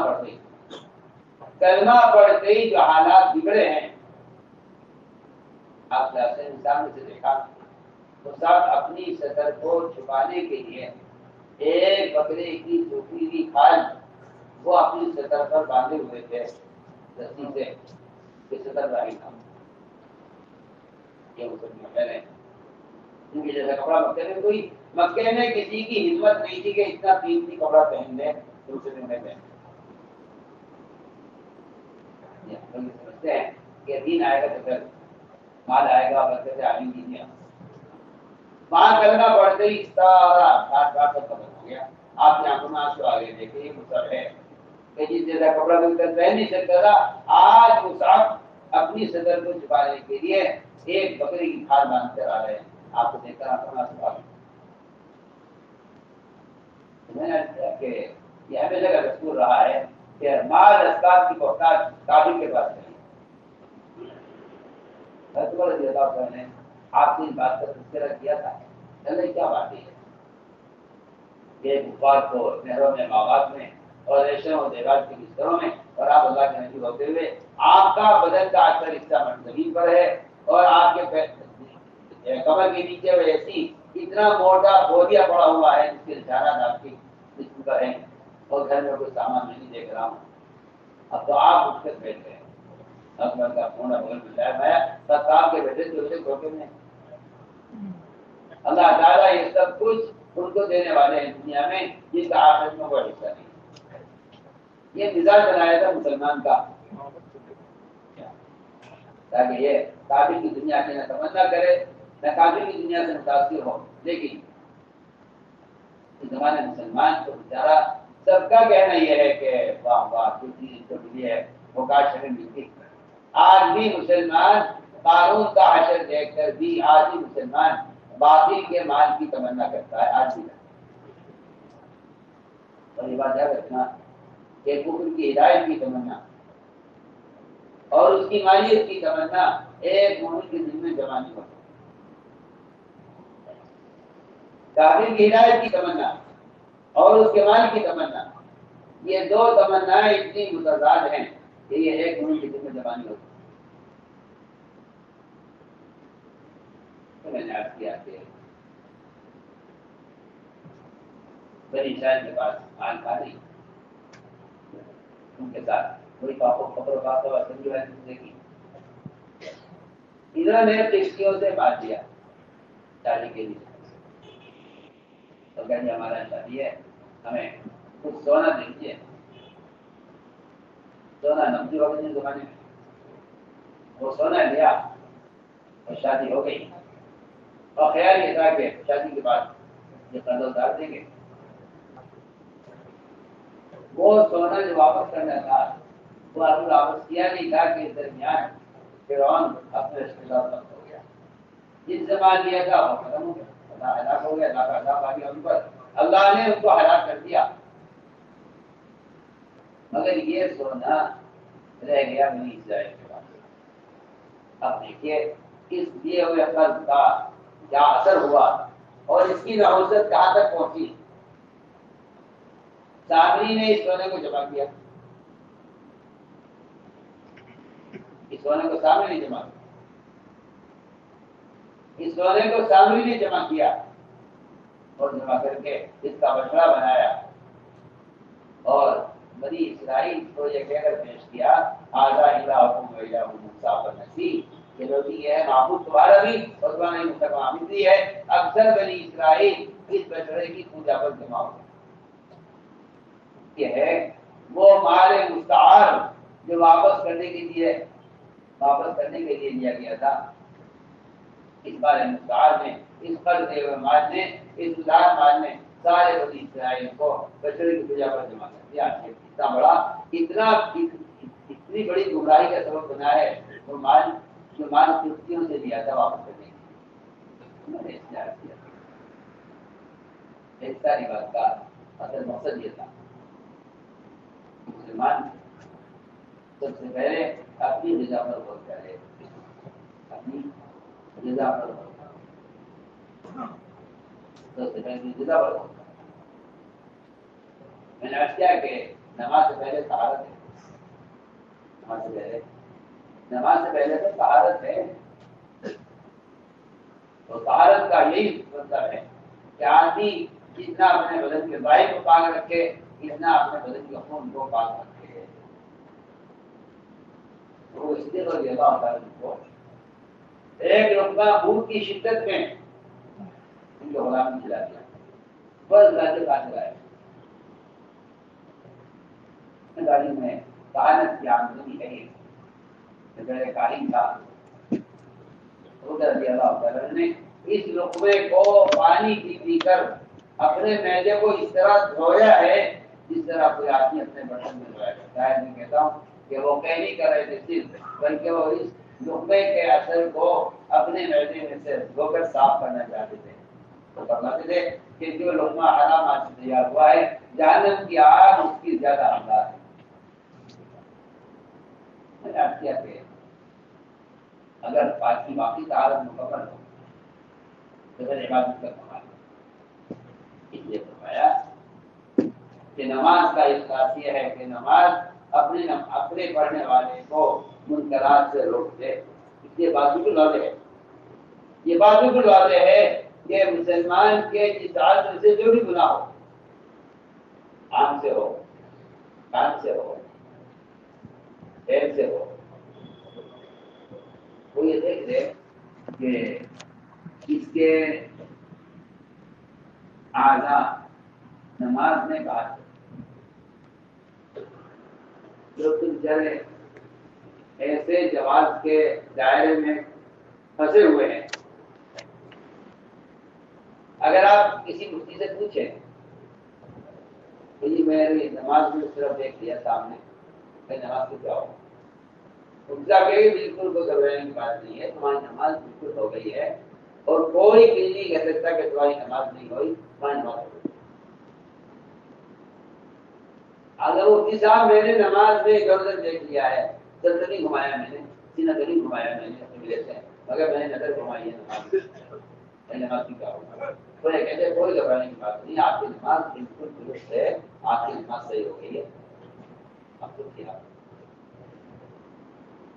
جبکہ اگر آپ بیت اللہ کے ساتھ اس طرح کھڑے ہوئے ہیں کہ آپ کے بیت اللہ کے درمیان سے بھی اتنا فاصلہ ہے کہ آپ سجدہ کر سکیں, اور آپ نماز میں آپ کی نظر بیت اللہ کو دیکھ لے تو آپ کی نماز ناقص ہوگی. آپ کی نماز ناقص ہوگی. اگر آپ نماز میں بیت اللہ کو دیکھ لیں تو آپ کی نماز ناقص ہوگی. تب میں آپ کو کہنا چاہتا ہوں آپ کی نماز تو مفتی صاحب کہتے ہیں کہ ہو جائے گی, لیکن اس نماز سے آپ کی نظر نماز سے باہر حرام سے نہ ہٹ نہیں سکے گی, اور آپ اپنی نظر کو حرام سے ہٹا نہیں سکیں گے, کیونکہ آپ نے نماز میں نظر کو نظر کی جگہ پر نہیں رکھا, اس لیے آپ کی نظر نماز سے باہر پیدا کرے گی. آپ کی نظر نماز سے باہر پتا کرے گی. میں آپ سے بہت بات کر رہا ہوں, اس طرف کوئی توجہ نہیں ہے.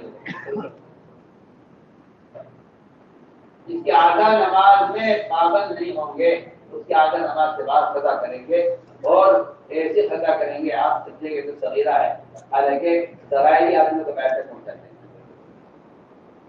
ذرائعی آدمی کو ذرائع تک پہنچاتے ہیں. میں نے ایک مثال رکھی ہے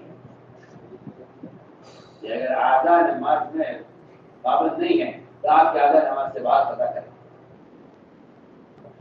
فرمایا کہ تمام اعمال میں آپ اگر غور کریں قرآن میں تو نماز سے بڑھ کر سارے منکرات سے روکنے والا اور کوئی عمل نہیں ہے، کیونکہ کوئی عمل معراج نہیں ہے، نماز مدنی معراج نہیں۔ جس کی نماز درست نہیں ہے اس کے کسی عمل کا اعتبار نہیں ہے، اور جس کی نماز درست نہیں ہے تو میں نے شروع میں کر دیا تھا کہ عمل کا احساس یہ ہے کہ عمل اپنے کرنے والے کو منکر سے روکتے ہیں۔ اس لیے بات واضح ہے کہ جس آدمی کی نماز اس کو گناہ سے نہیں روک رہی ہے وہ اپنی نمازوں کی کمی تلاش کرے، اس کی نماز میں کیا کرے، ورنہ یہ ناممکن بات ہے کہ کسی کی نماز کامل ہو اس کا دین نافذ ہو، یہ ناممکن بات ہے۔ کسی کی نماز کامل ہو اس کا دین نافذ ہو، یہ بات قرآن کی آیت کے بالکل خلاف ہے، لیکن قرآن نے صاف کہہ دیا ہے اپنی نماز کو درست کرو۔ جو نماز درست ہوگی وہ نماز منکرات سے یقین روک دے گی۔ ابن عباس فرماتے ہیں کہ جس کی نماز اس کو منکر سے نہیں روک رہی ہے اس کی نماز اس کو اللہ سے دور کرتی رہتی ہے، حالانکہ نماز اللہ کو دور کر دیا ہے۔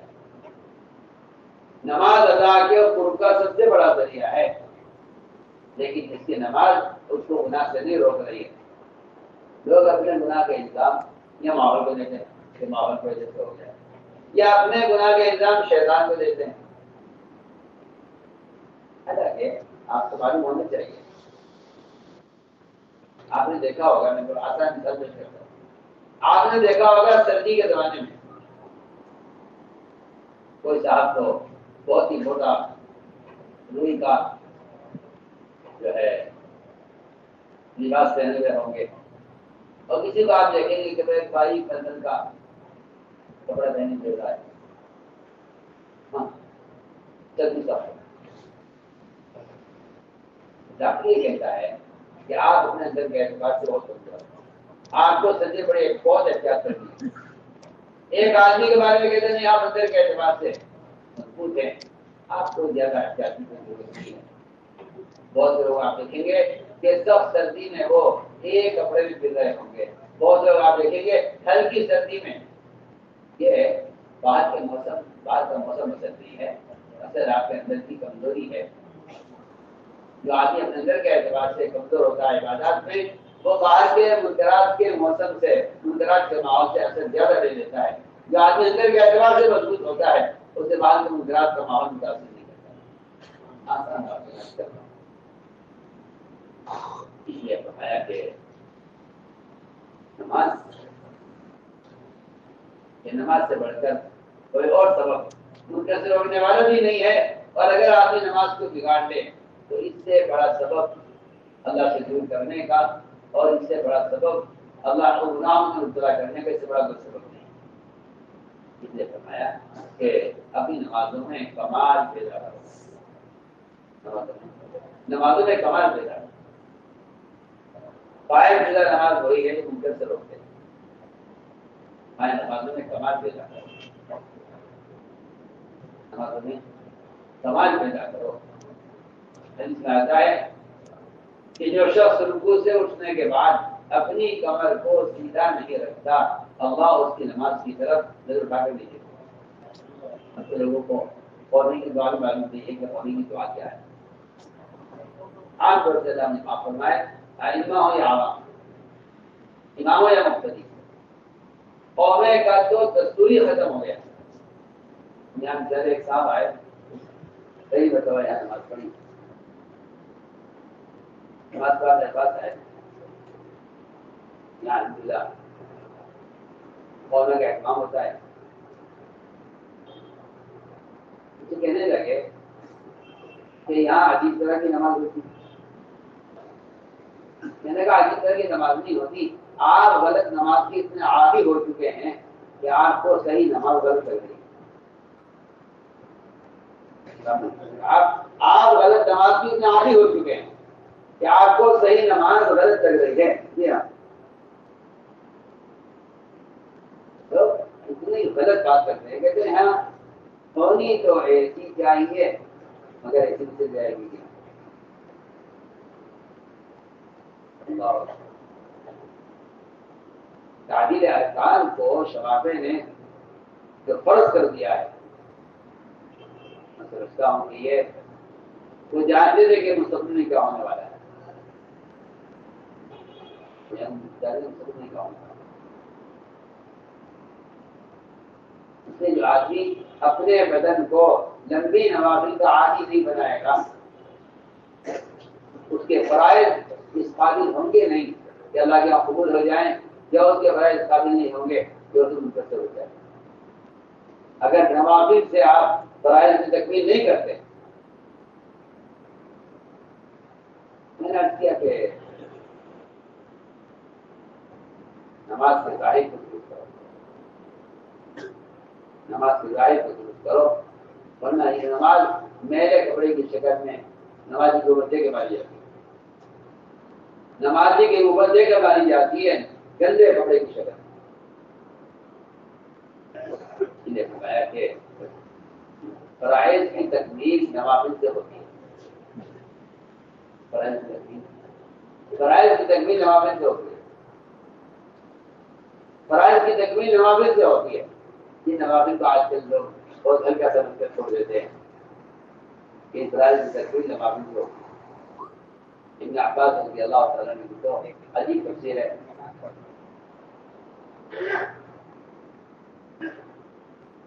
حافظوا علی الصلوات والصلاۃ الوسطیٰ،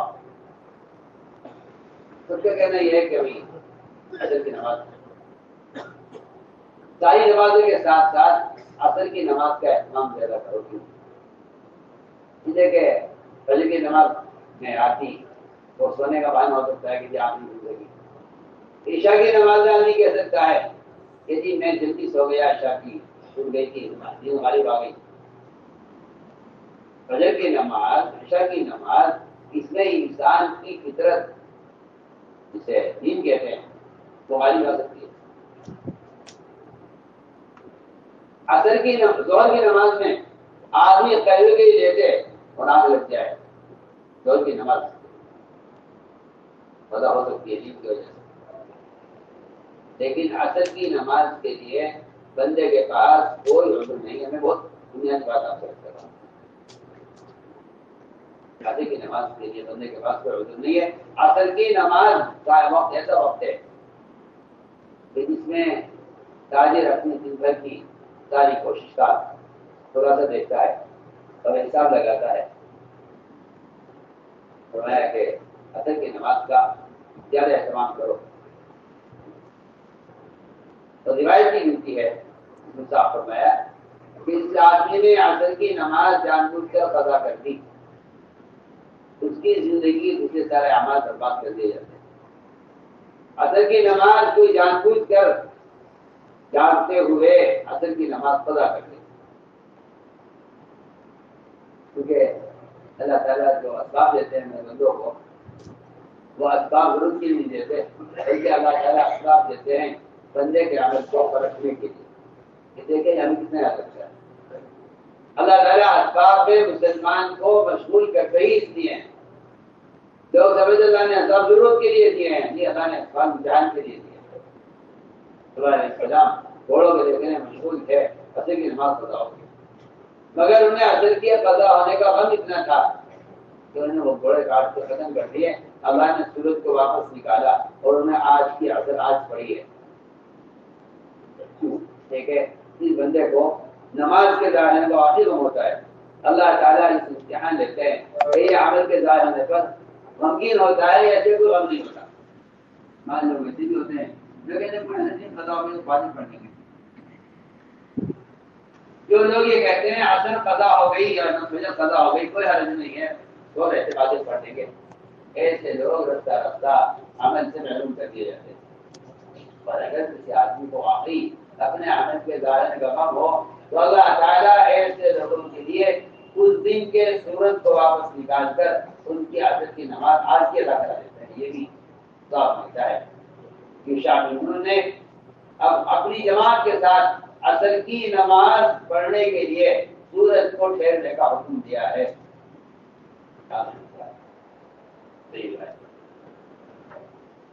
اللہ ہمیں عصر پڑھنی ہے، جب تک ہم دشمن سے قتال سے فارغ نہ ہو جائیں اس وقت تک سورج ہمارا انتظار کرے. اللہ معلوم تھا اے اللہ یہ ہمارے لیے روک دے. سورج اٹھا رہا جا رہا انتظار کیا سورج نے. میں نے آج کیا ہے عصر کی نماز کی اہمیت سے بیان کی گئی. ابن عباس فرماتے ہیں رضی اللہ تعالیٰ حافظوا علی الصلوات یہ صلوات سے پانچوں نمازیں مراد ہیں. ہاں کہتے ہیں صلوات سے پانچوں نمازیں ہیں. حافظوا علی الصلوات والصلاۃ الوسطیٰ وہ کہتے ہیں کہ صلوات سے نوافل مراد ہیں اور صلاۃ الوسطیٰ سے پانچوں نمازیں مراد ہیں. نہیں آپ حافظوا علی الصلوات ابن عباس فرماتے ہیں نوافل کا اہتمام زیادہ کیا کرو. نوافل کا اہتمام زیادہ کیا کرو. تہجد کا چاش کا اشراق کا بابین کا ان کا اہتمام زیادہ کیا کرو. نماز سے پہلے بعد کی سنتوں کا اہتمام زیادہ کیا کرو. اگر اس کا اہتمام کرو گے تو درمیان کی جو نماز ہوگی محفوظ رہے گی. وہ درمیان کی نماز وہ پانچوں فرائض ہے. پہلے بات کی اگر سنتوں کا اہتمام کرو گے تو پھر فرائض محفوظ رہیں گے. پانچوں نمازیں مراد میرے تو اللہ تعالیٰ کا نظام ہے کہ وہ نماز کے وقت عین نماز کے وقت اللہ تعالیٰ کوئی ایسی ضرورت کوئی ایسا سبب لے کر آئیں گے جس کی بندے کو سخت ترین ضرورت ہے. اس امتحان کے لیے کریں گے. یہ دیکھنا چاہتے ہیں یہ ہمیں کتنے عادت ہے. آپ دیکھیں گے صبح سے لے کے شام ہو گئی کوئی گاہک نہیں آیا. کوئی کسٹمر کوئی گاہک دکان پر نہیں آیا. آج صبح سے لے کے شام ہو گئی ایک پیسے کی آمدنی نہیں ہوگی. آج بیچارہ بیٹھا رہتا ہے زمین پر. ادھر مغرب کی اذان ہوئی ادھر گاہک. بس میں سمجھتا ہوں جو آدمی یہ خیال کرتا ہو کہ اللہ مجھے روزی دینے کے لیے گاہک کو لائے ہیں اس نے اللہ کے نظام کو سمجھا ہی نہیں. اللہ مجھے اگر اس سبب سے روزی دینا چاہتے تو صبح سے لے کے شام ہو گئی ایک گاہک بھی نہیں آیا. وجہ سے زور سے کوئی نماز نہیں تھی. زور کے درمیان کوئی نماز نہیں تھی. اس درمیان کوئی گاہک نہیں آیا. گاہک اذان کے وقت کیوں آیا ہے مغرب کی؟ اللہ تعالیٰ دیکھنا چاہتے ہیں کہ ادھر ہم بلا رہے ہیں ادھر یہ گاہک آگے آئے. ہم دیکھنا چاہتے ہیں کہ تم کیا کرتے ہو. اگر تم فریضے کو ضائع کر کے اس گاہک سے معاملہ کرتے ہو تو ہمارا تم سے دروازہ نہیں ہے. اور اگر پھر بھی تم نے یہی کیا تو ہم تمہیں کافروں کی طرح دنیا دے کے نہیں جائیں گے. سیدھی بات. آخرت کا اجر و عمل ایمان عمل پر ہے. میں نے کیا کہ یہ امتحان کا وقت ہوتا ہے. عام طور سے لوگ یہ کہتے ہیں کہ اگر ایسے موقع پر گاہک آ جاتا ہے تو لوگ کہتے ہیں کہ جماعت سے نماز پڑھنا کوئی فرض تو ہے نہیں.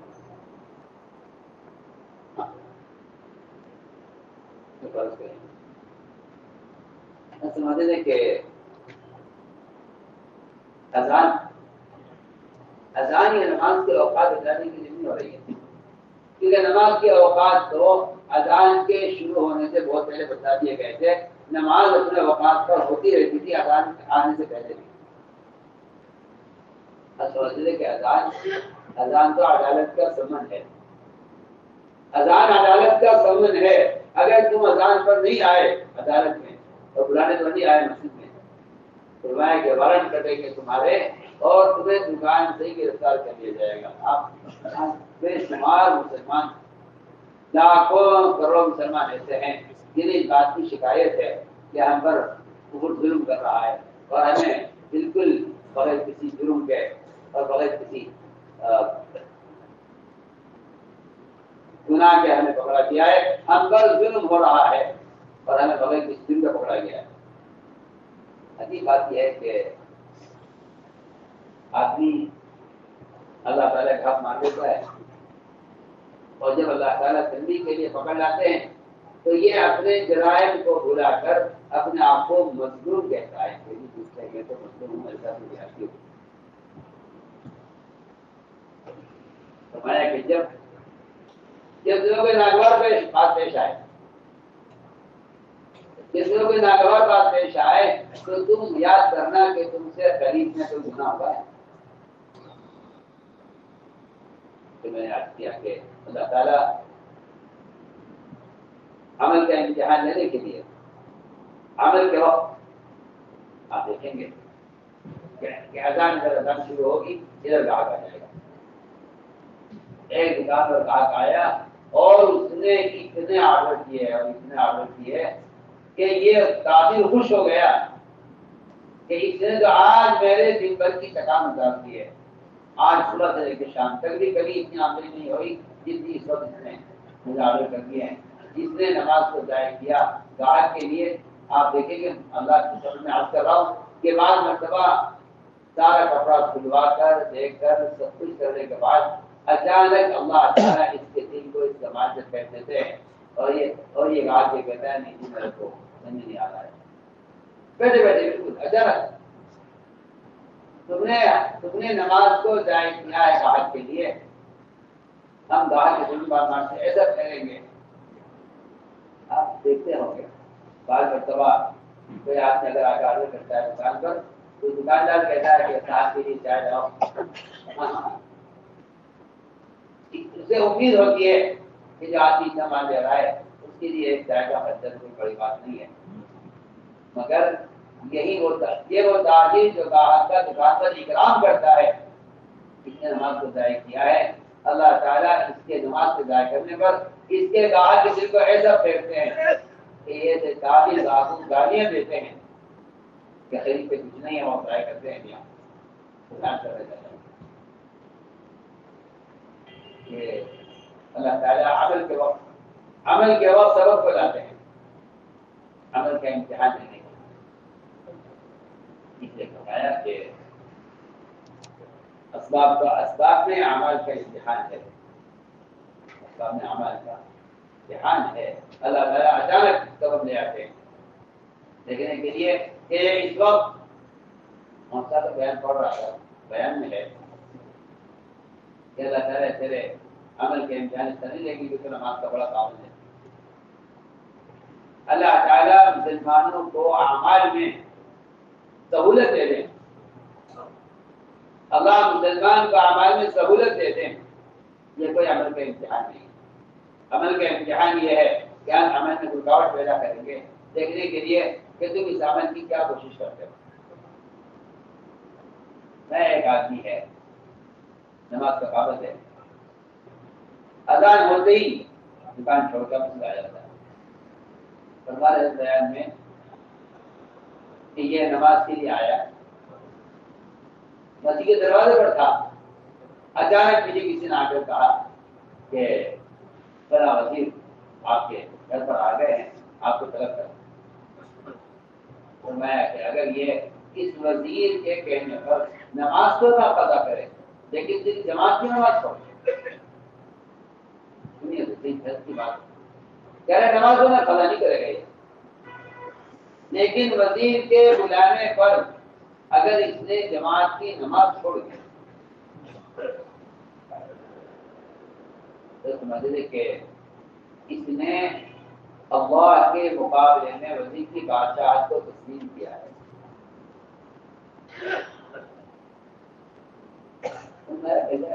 فرمایا کہ ٹھیک ہے تم یہ تصور کر لو، تم یہ تصور کر لو کہ آپ کو ادھر ایک فقیر بلا رہا ادھر وزیر بلا رہا تو آپ فقیر کی طرف جائیں گے وزیر کی طرف جائیں گے. آپ کو وزیر سے تو خطرہ ہے اس بات کا کہ اگر میں نہ گیا اس کی بلانے پر تو یہ مجھے کوئی سزا دے گا. آپ کو فقیر سے اس کی کا کوئی خطرہ نہیں ہے کہ اگر یہ فقیر اس میں نہیں جاتا تو یہ فقیر میرے کو نقصان نہیں کرے گا. لیکن وزیر سے اس بات کا اندیشہ ہے کہ یہ مجھے سزا دے گا اگر میں بلانے پر نہ گیا. اب ہمارے کہ تم اس بارے میں اللہ کو غور کر لو کہ اگر تم اللہ کے بلانے پر نہ آئے اور اس وزیر کے بلانے پر مسجد سے واپس ہو گئے تو اللہ تمہیں کیا عذاب دیں گے کہ ہم نے بلایا تھا تم کیوں نہیں آئے. آسان ایسی ہے کہ نماز قضا نہیں ہوئی. سوال اٹھتا ہے کہ آپ کو مسجد میں بلایا تھا, آپ کیوں نہیں آئے؟ ہماری ساری بات ہے کہ نماز میں سوال پیدا کرو. سارے دین کا مدار اس نماز پر ہے, ساری کا مدار اس نماز پر ہے, سارے دین کا مدار اس نماز پر ہے. اس طرح سارے دین کا احکام کا مدار ایمان پر ہے, اس طرح سارے دین کا مدار نماز پر ہے. سارے منکرات سے روکنے والی بھی یہی ہے, سارے معروفات کی استعداد پیدا کرنے والی بھی واحد صفت واحد عبادت یہ نماز ہے. یہ مقصد سمجھ لیں, ہم تو اس راستے میں نکالتے اس لیے ہیں تاکہ کچھ وقت کے لیے بندہ ان اسباب کو بالکل ترک کر دے جن اسباب کی مشہوری کی وجہ سے نماز ضائع ہوتی ہے یا اس کا معیار پھٹ جاتا ہے. ہم تو کچھ وقت کے لیے چاہتے ہیں کہ ہر سال 4 مہینے عمل کے ماحول میں رہ کر اس عمل کی مشق کر کے اس عمل کے معیار کو بلند کرے. اس طرح ایک آدمی سارے کام چھوڑ کر تجارت کرنے لگ جاتا ہے اپنے معاش کو بنانے کے لیے. فرمایا اس طرح تجارت کو چھوڑ کر ایک آدمی نماز کے قائم کرنے میں لگ جائے اپنی نماز کو کمال تک پہنچانے کے. یہ تھا مقصد اس اللہ کے راستے کے حدود سے اپنی نمازوں کی تکمیل اور اپنی نمازوں میں کمال پیدا کرنا. ادھر سمجھ لے, جس چیز کو اپنے پیدا کرنا چاہتے ہو باعتبار حقیقت کے اس کو وسیلے تبلیغ کرو. اور فصل کھا کر آ سکے گا وسیلے تبلیغ کہتے ہی اس کو ہیں کہ آپ کی دعوت میں اور آپ کے عمل میں صحابہ اور صلی اللہ علیہ وسلم کا طریقہ ہے. یہ کہ روایتی راستے روایتی طریق ہے, اس سے تو دعوت کا طریقہ ادا ہوتا نہیں ہے چاہے وہ طریقے جائز ہی کیوں نہ ہو. یہ مسلمان کے عمل کی پختگی, مسلمان کے عمل کی پختگی اور اس کے دین کا کمال وہ قرآن اور حدیث میں اصل دعوت کے ساتھ جوڑ دیا گیا ہے. دعوت کے ساتھ جوڑ دیا گیا ہے. ایمان کی تکمیل بھی دعوت کے بغیر ممکن نہیں ہے اور اعمال کی تکمیل بھی دعوت کے بغیر ممکن نہیں ہے. اس لیے میں دوستوں آدمی کا عمل ضائع ہوتا ہے جہاں وہ سبب کے مقابلے میں ناکام ہو جاتا ہے, وہاں عمل ضائع ہوتا ہے. اس نے فرمایا کہ اپنے ایمان اور عمل کی تکمیل کے لیے دعوت دی گئی ہے. اور ہم نے صاف کہہ دیا کہ اس سے زیادہ پختہ عمل اور زیادہ اچھا عمل ہو بھی سکتا ہے کہ دعوت کے بعد اس کو جمع کرنا. اس لیے نقل حل کے امت کو اللہ کے فرائض پر جمع کرنا ہے, اس لیے کہ اجتماعی عمل کا ماحول ہی وہ ماحول ہے جس سے آدمی دین پر قائم رہ سکتا ہے اور جس کے ذریعے آدمی فتنوں سے بچ سکتا ہے. صاف روایت ہے اگر فتنوں سے بچنا چاہتے ہو تو نجات کے 3 اسباب بتائے گئے ہیں. ایک عموم میں رہنا, اجتماعی کے ساتھ رہنا, اور فرمایا کہ جو آدمی جتنا مسجد میں زیادہ رہے گا انتظام کا مطلب یہی ہے ان کا فکر سے محفوظ رہے گا. اصل مقصد بھی یہی تھا کہ آدمی زیادہ سے زیادہ عمل کے ماحول میں رہے. اس لیے ہر جگہ اس کا ماحول قائم کرنا اس سے کہ آدمی فرائض کو ضائع کر دیتا ہے. اس کے کفر کے اسلام کی وہ ساری رکاوٹیں ختم ہو جاتی ہیں جو رکاوٹیں اسلام جو رکاوٹیں کفر سے روکنے والی ہوتی ہیں. نماز کے بڑی جگہ ضائع کرنا ان ساری رکاوٹوں کو ہٹا دیتا ہے. مسلمان میں ابتداء خدا کی قسم ہے اسی لیے. تو آپ کو بڑی بات سے شکایت ہوتی ہے, میں تو صاف تو کہتا ہوں کہ جو مسلمان اپنی ذات سے انفرادی اعمال کر رہے ہیں اور اس بات کو یاد رکھیں کہ ابتداء کے بڑھنے کا سبب انفرادی اعمال میں لگے رہنا ہے. میں تو بے تکلف ہوئی بات کہتا ہوں, آپ کو بری لگے اچھی لگے, آپ کو اتفاق ہو اختلاف ہو, مجھے اس کی کوئی پرواہ نہیں ہے. الحمدللہ میں بے تکلف کہہ رہا ہوں, قرآن کی روشنی میں عرض کر رہا ہوں. جو لوگ اپنی ذات سے عمل کرنے کو کافی سمجھتے ہیں وہ یہ بات یاد رکھیں کہ ابتداء کا اصل سبب یہی آپ کو اچھا لگے گا. اگر آپ دعوت کے فرضے کو چھوڑے ہوئے ہیں تو امتداد کو روکنے کا خدا کی قسم کوئی پمفلیٹ, کوئی ذریعہ, کوئی سبب, کوئی رسالہ, کوئی اخبار کسی نبی کا کسی صحابی کا طریقہ نہیں ہے کہ آپ امتداد کو ان رسائل سے اخبارات سے روک دیں. جتنی چاہے آپ پمفلیٹ چھاپیں, جتنی چاہے آپ نشر و اشاعت کر لیں, آپ کی نشر و اشاعت کہیں اس کا آپ ثبوت نہیں پیش کر سکتے کہ نشر و اشاعت سے کبھی روکا گیا ہو. تم سارے فرائض کی بات کر رہے ہو، صرف زکات کے فریضے سے ایک قبیلے نے انکار کیا تھا، رضی اللہ عنہ نے کوئی فرمان لکھ کر نہیں بھیجا مدینے سے کہ زکات ادا کرو ہمارے حقوق میں، میں کہ مدینے کو خالی کروں گا ان کو زکات دلانے کے، سارا مدینہ نہیں، سارے مسلمان نہیں، ایک قبیلہ چند لوگ انہوں نے کہا ہم نماز پڑھیں گے، روزہ رکھیں گے، حج کریں گے، جہاد کریں گے، سارے ہم اصل زکات نہیں دیں گے، یہ زکات دیں گے امیر کو نہیں دیں گے، یہ زکات دیں گے پوری نہیں دیں گے، یہ زکات دیں گے پھیر کر دیں گے، فرمایا کہ کوئی بھی بات ہم برداشت نہیں کریں گے، ہم مدینے کو خالی کریں گے ان کو زکات پر لانے کے لیے۔ آج مسلمان اکثر دین کو چھوڑے ہوئے ہیں، لیکن آپ پوچھتے ہیں نکلنے کا کیا نکلنا فرض ہے؟ یعنی مجھے بعض پڑھے لکھے لوگوں پر تعجب ہوتا ہے جو کہتے ہیں وہ تو قتال کے لیے نکلا جاتا تھا، اب تو کوئی قتال نہیں ہو رہا ہے، اب تو نکلنے کا تقاضا کر رہے ہیں۔ مجھے ایسے لوگوں کی رائے پر اس کی جہالت پر تعجب ہوتا ہے، حالانکہ وہ اپنا آپ کو پڑھا لکھا کہتے ہیں۔ صاحب صاحب آپ کو شکایت ہے تو آپ جانیں، یہ تو جو بات ہے وہ جانتے ہیں۔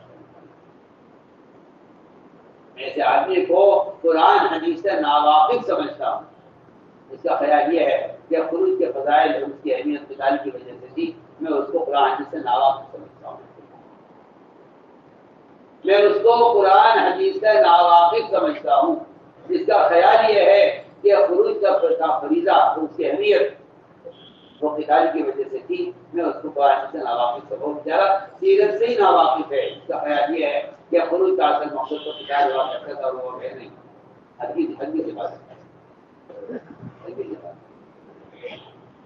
میں بعض مرتبہ سوچتا ہوں، آپ بتائیے آپ کو کیا خیال ہے؟ آپ کے برابر کے گاؤں میں آگ لگ جائے، آپ کے برابر کے گاؤں میں آگ لگ جائے، کیا ممکن ہے کہ آپ تشکیل کریں لوگوں کی، بتاؤ بھائی تمہیں کون کون تیار ہے اس گاؤں میں آگ گزاری کے بعد جانے کے لیے، ذرا نام بتاؤ۔ راضی نے پوچھا تھا ایک صاحب برابر کے گاؤں میں، تمہارے برابر کی دکان میں، تمہارے مہینے میں آگے ہو جائے، تم بیٹھ کے تشکیل کرو، بتاؤ بھائی کون کون تیار ہو آگ جانے کے لیے، کون چلے گا، نام لکھاؤ۔ یہ کہا جائے گا کہ اس کا اس وقت عمل کرنا، ان آگ میں جلنے والوں کو خطرے میں ڈال دینا ہے، اس کی تشکیل کرنا، بتاؤ کون تیار ہے بتانے کے لیے، وہ تو پورا مہینہ دوڑ پڑے گا، پورا بازار دوڑ پڑے گا، کچھ جان بچانے کے لیے، کچھ جلنے والوں کو بچانے کے لیے، کچھ آگ کو بجھانے کے لیے، سارا ماحول حرکت میں آ جائے گا۔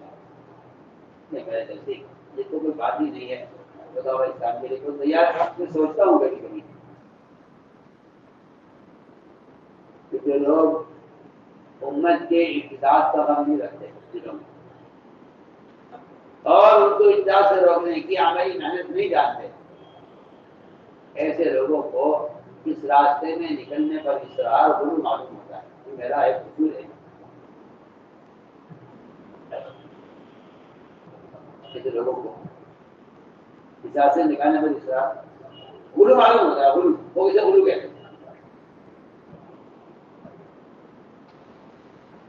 کیونکہ ان کے دماغ میں بیٹھا ہوا ہے کہ نکلنا دین سیکھنے کے لیے، اور دین سیکھنے کا احساس تھوڑی آپ سب کو کہیں سب یہی کریں، سب یہی کریں، سب یہی کریں، میں کہہ رہا ہوں کہتے ہیں یار یہ مقصد ہی نہیں تھا جو آپ سمجھیں،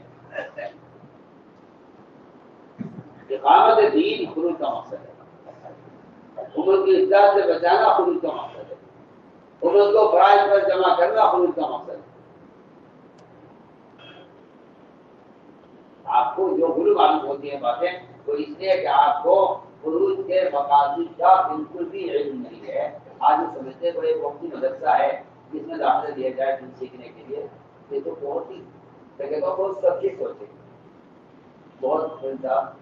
یہ بہت سچی سوچ ہے کہ تبلیغ میں دین سیکھنے کے لیے نکل جاؤ اس وقت کے لیے، بہت ہی سچی سوچ ہے۔ آپ کہاں سوچ رہے اس کام کو؟ عام کو ضرورت ہے پیدی لوگ نکل جائیں، یہ جاہل لوگ نکل جائیں، یہ دیندار بن جائیں، یہ دین سیکھ لیں، اس سے زیادہ لوگ اس راستے میں نکلنے کے مقاصد کو جانتے ہیں۔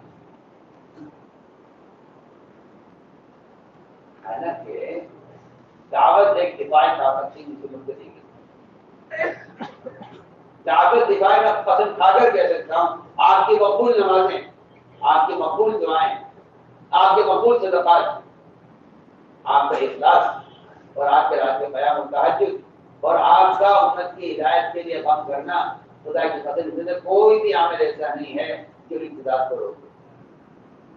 آپ کی توجہ، آپ کی ولایت، آپ کی کرامت، کچھ بھی ہو آپ کے پاس، کوئی ثابت کر دے، کوئی ثابت کر دے کہ دنیا میں فلاں ولی ایسا گزرا ہے جس نے اپنی توجہ سے امت کے امداد کو روک دیا ہے، کہیں بھی ثابت کر دے. بیکار کی باتیں کرتے ہیں. کوئی ثابت کر دے، کوئی ثابت کر دے کہ فلاں ولی نے اپنی توجہ سے امداد کو روک دیا، کوئی ثابت کر دے. اگر اس کی کوئی گنجائش ہوتی تو میں کہتا ہوں کہ صدیق رضی اللہ تعالیٰ عنہ کو اللہ نے نبی کی صحبت کا موقع دیا ہے. حضرت عمر کو اللہ نے وہ مقام دیا ہے جو عمر، ان میں سے کوئی بھی ایسا نہیں ہے کہ ابتداء میں اپنے گھر بیٹھ کر اس نے وہاں سے دعائیں کی ہوں اور وہاں سے بیٹھ کر اس نے کوئی پرچے لکھ کے بھیج دیا ہو مقتدین کو، کیا انسان واپس آ جائے گی.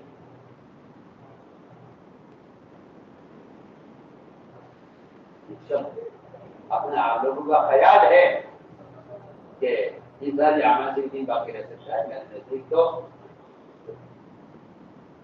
نقل و حرکت اور خروج یہ ایک دیوان دعوت ہے، اس کو چھوڑ دینا میں کہتا ہوں کوئی دنیا کی کوئی چیز ایسی نہیں ہے اور آپ کے پاس کوئی جائز راستہ بھی ایسا نہیں ہے جس سے دعوت کا بھی ادا ہو جائے سوائے اس بات سے. میں کہتا ہوں کہ اگر اس نقل و حرکت کے میں کمی آنے پر، اس نقل و حرکت میں تاخیر پر عذاب کی دھمکیاں اسی لیے ہیں کہ اس کا کوئی متبادل اس زمانے میں نہیں ہوتا. اس کا متبادل کبھی کسی زمانے میں ہو نہیں سکتا. اگر اس کا کوئی متبادل ہوتا تو نفر میں تاخیر پر عذاب کی دھمکیاں نہ ہوتی. آپ قرآن پہ غور کریں.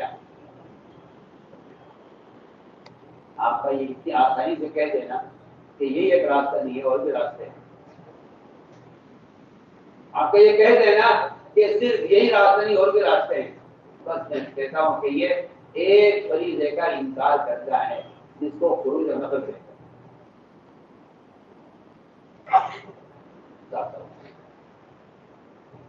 نقل کو کوئی متبادل نہیں. ہمارے یہاں سفر کرتے تھے اس راستے میں نکلنے میں تاخیر کرنا اللہ کے عذاب کو دعوت دینا ہے.